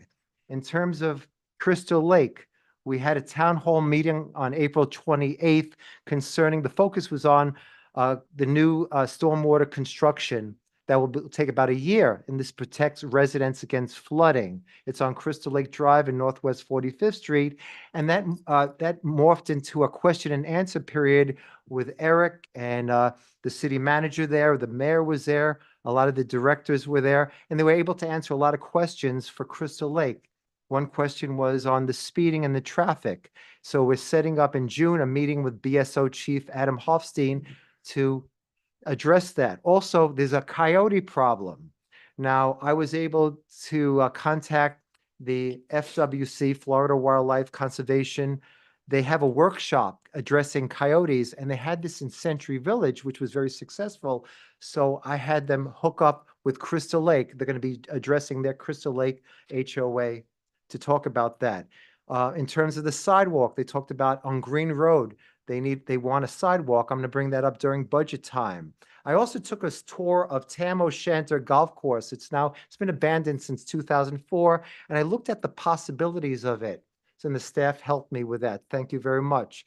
In terms of meadows at Crystal Lake, they also have a coyote problem. They have a lake there, and all their geese have been decimated, and they think it's from the coyotes. So I hooked them up with the director of FWC. They're going to have that workshop after the summertime. I also had a meeting with the city mayor, the city manager, and a veterans group to discuss maybe code enforcement ways to help veterans. I think they deserve it. And I also want to say that I want to give a shout out. Senate Bill 116 was passed recently by the House legislature for Florida, and it basically expands support services for veterans and families who have mental health issues. So I want to say thank you very much. I want to bring out that next year we should be looking at a possible resolution for Senate Bill 696 or House Bill 675, which would assist low-income seniors who own condos by providing a grant for $2,500. I think that would help them. That's something I want to introduce in the spring. And also House Bill 1361 or Senate Bill 1464, which would offer $500,000 to our veterans for outreach programs. I think that's something we should maybe look into to support when it comes up next year. I also want to bring up something. Delray Beach was just recently awarded the All-American City Award, and Fort Lauderdale was awarded the U.S. Neighborhood Award. Now, we're in competition with these sister cities for tourists, for businesses, for new development. I'm just suggesting maybe we should look in. Deerfield Beach has a lot of great things going on. maybe going into competition for these awards as well. Finally, I want to say, one of my constituents came up to me and they said on 100 Northeast 21st Road, which is right by the Wyndham Hotel, it's abandoned, that house, and it's an eyesore. Now, with the new pier coming up and the new restaurant being put forth and the improvements on the S-curve, we should look to see what we can do to maybe escalate, getting resolved. Now, I know that CRA has looked at it, a review process to see what they can do with that property. I think maybe we should escalate it. And finally, I want to give a shout out in heaven to my dear mother, Doris. I want to say one thing. When I was a teenager, I used to work selling ice cream in a park, Marine Park, and I would be working from 9 in the morning to 10 o'clock at night. My mother would come with pots and pans, with plastic bags, and she had a heart condition, and she would walk half a mile to make sure that her youngest son had dinner. And this is a real mother. So I want to say to all the mothers out there, I know you would do the same thing. So I want to give homage to mothers out there. Happy Mother's Day, and happy Mother's Day to you, Mom. Thank you. Excellent. Thank you, Commissioner. I was just joking at the beginning. I know. Or was I?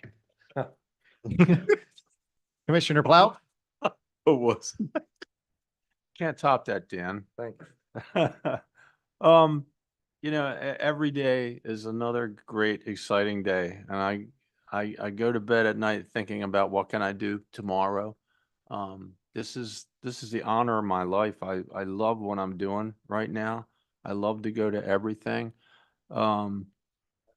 To be with the mayor the other Saturday for the plant giveaway, and we're so concerned about the environment, and the fellow that spoke earlier this evening about the compost, that was actually the first time that we had the compost process to give to the people, and we gave away 100 bags for the first time. Follow that up with the sip and stroll, which was just an amazing event. Everybody says that's their favorite event. I'm looking forward to the Island Cuisine. I think they're still selling tickets for a few more hours this afternoon. They had some tickets left. That's going to be a great dinner. To be with the mayor and with Vice Mayor Preston for the day of prayer last Thursday at Quiet Waters Park. At the Villages of Hillsborough Park in my district. It was really it was emotional. It did something for me to see different pastors and a rabbi give a message. I didn't plan to speak. I wanted to turn that over to our pastor on the dais to do, but somehow I had something to say, and I think it changed some minds about some things, and I was happy to get some positive feedback from the vice mayor on that. And the follow up, the day of prayer, went to the Exchange Church, which has been meeting for 7 years at Quiet Waters Elementary, and I attended with the mayor. It was exciting to go in there. They have like a music ministry, and when we introduced ourselves, they seemed impressed that a commissioner came, but they don't know what a commissioner is. But when they heard the mayor was here, boy, they were excited. The mayor? Where? So that was great. So we had some church time with there, and that was also great. The only criticism I had was the autism event at Constitution Park. For 10 o'clock on a Monday morning, you're not really going to get a lot of turnout. We might want to have something like that more on the weekend. But if that's the only criticism that I would have for the whole Department of Parks and Recreation, it is like less than 1% of any kind of criticism, because they do an unbelievable job at all of our parks. Which brings to mind the fact that we had 3 events the other day: 5 o'clock, 6 o'clock, 7 o'clock, where Greg and his staff, Greg Warner, went out and told the community what they had plans to do to renovate existing parks and kind of create a new one over at the field, by the swimming pool. So that was really something. And today I went to the Museum of Discovery and Science. That was kind of cool because that place is humongous, but the one area for the younger children is about the area that our complex will compromise. And it's been a long time since I've had young kids and toddlers in my family. So initially, when I walked in there and I saw the displays, I was wondering how the kids, could get excited about that. Well, I guess it's because I haven't had kids that young for more than 20 years, because soon a group of kids came in from a charter school and they were so excited. There was a display that's the size of that wall, which was almost like a screensaver underwater with fish swimming around. And the kids have a display there where they bring up a fish, they choose a color, and they color the fish. They might give it polka dots or the racing stripe or something like that. But when they're finished with it, they push another button and it appears on the screen and it swims around. And now they can go and make another fish to swim with that fish. So that's pretty cool, I could see how excited they were about it. So I won't go on and on, but I just got to say that I'm having fun, but at the same time, I'm learning a lot about how this city operates, the commitment of our staff and our city manager and other people to make this the gem of South Florida, to make this a place to be. And when this museum comes together and these other buildings are built, and when Pioneer Grove comes to fruition over the next several years, this will be a destination that people will want to come here. They will want to stay here, and you won't even have to rent a car. I mean, you'll just be able to stay here, get a shuttle to the beach, get a shuttle to the rail station, maybe to the airport too. And it'll be a place to be. And that's what we're working on. That's what we're moving forward with right now, totally as a city and with the direction of the commission. So thank you very much for this opportunity to be in this position. I'm very, very happy to do this and to be part of it. Thank you, Commissioner. Now to Vice Mayor Preston, District 2. Thank you, Mayor. Like my colleagues, I'd like to say Happy Mother's Day to all of our wonderful, wonderful mothers who do such a great job in being mothers and not getting the recognition all the time that they deserve. The next meeting, I will be out of town. I will be online, but for the meeting on the 20th, I will be out of town. And but I will still be a part of the meeting. There has been some sidewalk projects in my district, and actually are going all over the city. And I just want to just tell you that even with challenges, I was able to contact staff to get clarity on different things. They did a good job, specifically the city manager, Eric Power. When people are calling you and they're complaining, it's the kind of information that you can get from staff to relate to them that will do either one of two things. It will bring some measure of calm, or it will confuse the situation even more. And the complexities that are associated with that is not good. And it's sometimes, I think all of us would like to think in city government or any type of government, there's a meritocracy, but sometimes that thought process can be challenging. So I thank staff because the city manager was able to answer my question. Eric Power was able to answer my questions. And then I was able then to relay that information to my constituents. So thank you guys. Another situation that I had, there was Mr. Segura called me about people parking, on the median very close to his home, and they would park all hours of night. I talked to staff about this, where they were able to put up no parking signs. And actually, the little monument where we had flowers, people actually stole the irrigation system out of there. Yeah, and it's unbelievable. It's unbelievable. They took the irrigations, and so he complained about dead flowers and the dead grass. And do the city care about, where we live? And I was able to talk to him. Staff was able to put that back in, and you go by now and it looks good. And it's right when you come off of Dixie Highway going west on Buck Pride Way to your immediate left. You'll see where they did such a great job. George Sullivan, I talked with him. Mr. City Manager, if you would please let him know the job, because I'm getting the calls back from that. We have a very small window to address issues, and our constituents, they look at how we do that. They look at how we talk to them, and they respond to that. And I want everybody to have a security in our city. I want you to love to be here and know that the people who are being paid do care about your issues. Because of the great job that they did, Mr. Secure and Mrs. McLeod and some other people, these were different situations. They all said, thank you, thank you, thank you. The thank you really means, a security they feel. Hey, they're listening. So staff did a good job with that. Please let them know. Now, I've gotten a lot of calls about the event that I attended in Pompano.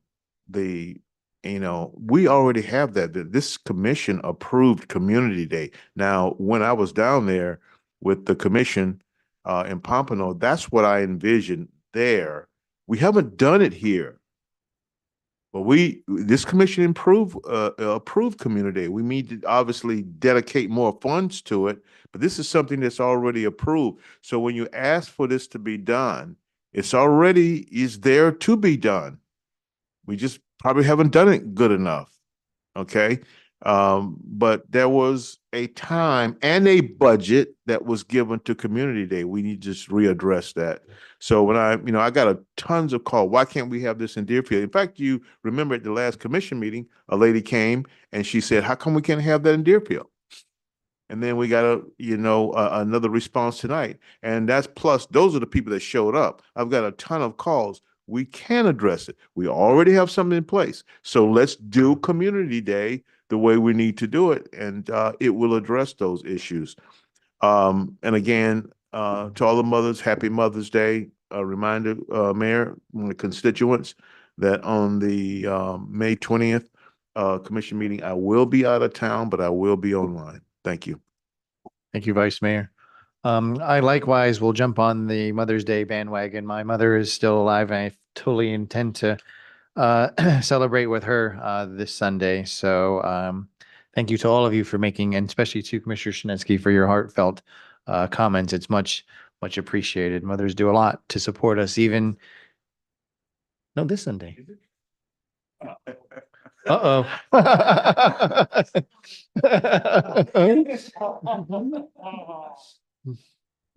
Never mind. I got an extra card in my office. You have an extra pen? The only thing that I want to mention is just to kind of wrap up the meeting tonight. As I mentioned the last meeting, how I'm growing into the role here. It is far different from being commissioner, and I appreciate again everybody's patience in doing so. And one of those growing opportunities happened tonight on item number 9, which with respect to the MBA issue. I forgot to speak on it. I don't think I said my comments on it. I was so busy with the public hearing and my colleagues' comments that I really didn't chime in on it. It did not affect, the outcome or the vote this evening, or I think any of the deliberations. But I do want to say that I do think that the comments by a couple of the public members were spot on, especially State Representative Glenn Clark-Reed, where she says, extension after extension after extension was the quote that I wrote down from her. And I remember that from the FAU days, where we gave them extension after extension after extension, and sometimes without any, rent payments. It wasn't until the end when we were requiring them to pay more and more rent for the extensions that they were requesting. So I don't think this is a scenario where we're going to be giving, at least in my opinion, extension after extension after extension either. I get it with respect to the market conditions and a project of this size. Certainly, an extension is not atypical at all. I'd probably be surprised if there wasn't an extension, to be honest with you. But with the current market conditions and their change of a national tenant, I think is warranted. The city did get something back. I'm very thankful, and I'm sure Vice Mayor Preston hopefully had something to do with this behind the scenes with respect to Mayo Howard Park, because I know how that important it is to him and to all of the dais here. But getting the funds expedited for that project, I think was a big benefit to the city in granting the extension. So we didn't give an extension for free. We did get something back, and that's why I was in favor of it tonight. So I just wanted to make that clear, albeit a little late, but I did want to chime in on that particular item as well. Otherwise, our next meeting is on Tuesday, May 20th, 2025. Please, if you have questions on items for the agenda, reach out to any of us here on the dais or city staff so we can get your questions answered in advance. We will do our best to answer them here, but I mean, we love to respond early and in advance so that you are as informed as possible when you come to these particular meetings. And with that, I'd like a motion to adjourn, please. Motion to adjourn? Motion to adjourn by Vice Mayor Preston. I want to stay. Second. Seconded by Commissioner Hudak. All in favor, signify by saying aye. Aye. Anyone opposed? None. Let the record show unanimous consent. Thank you and happy Mother's Day.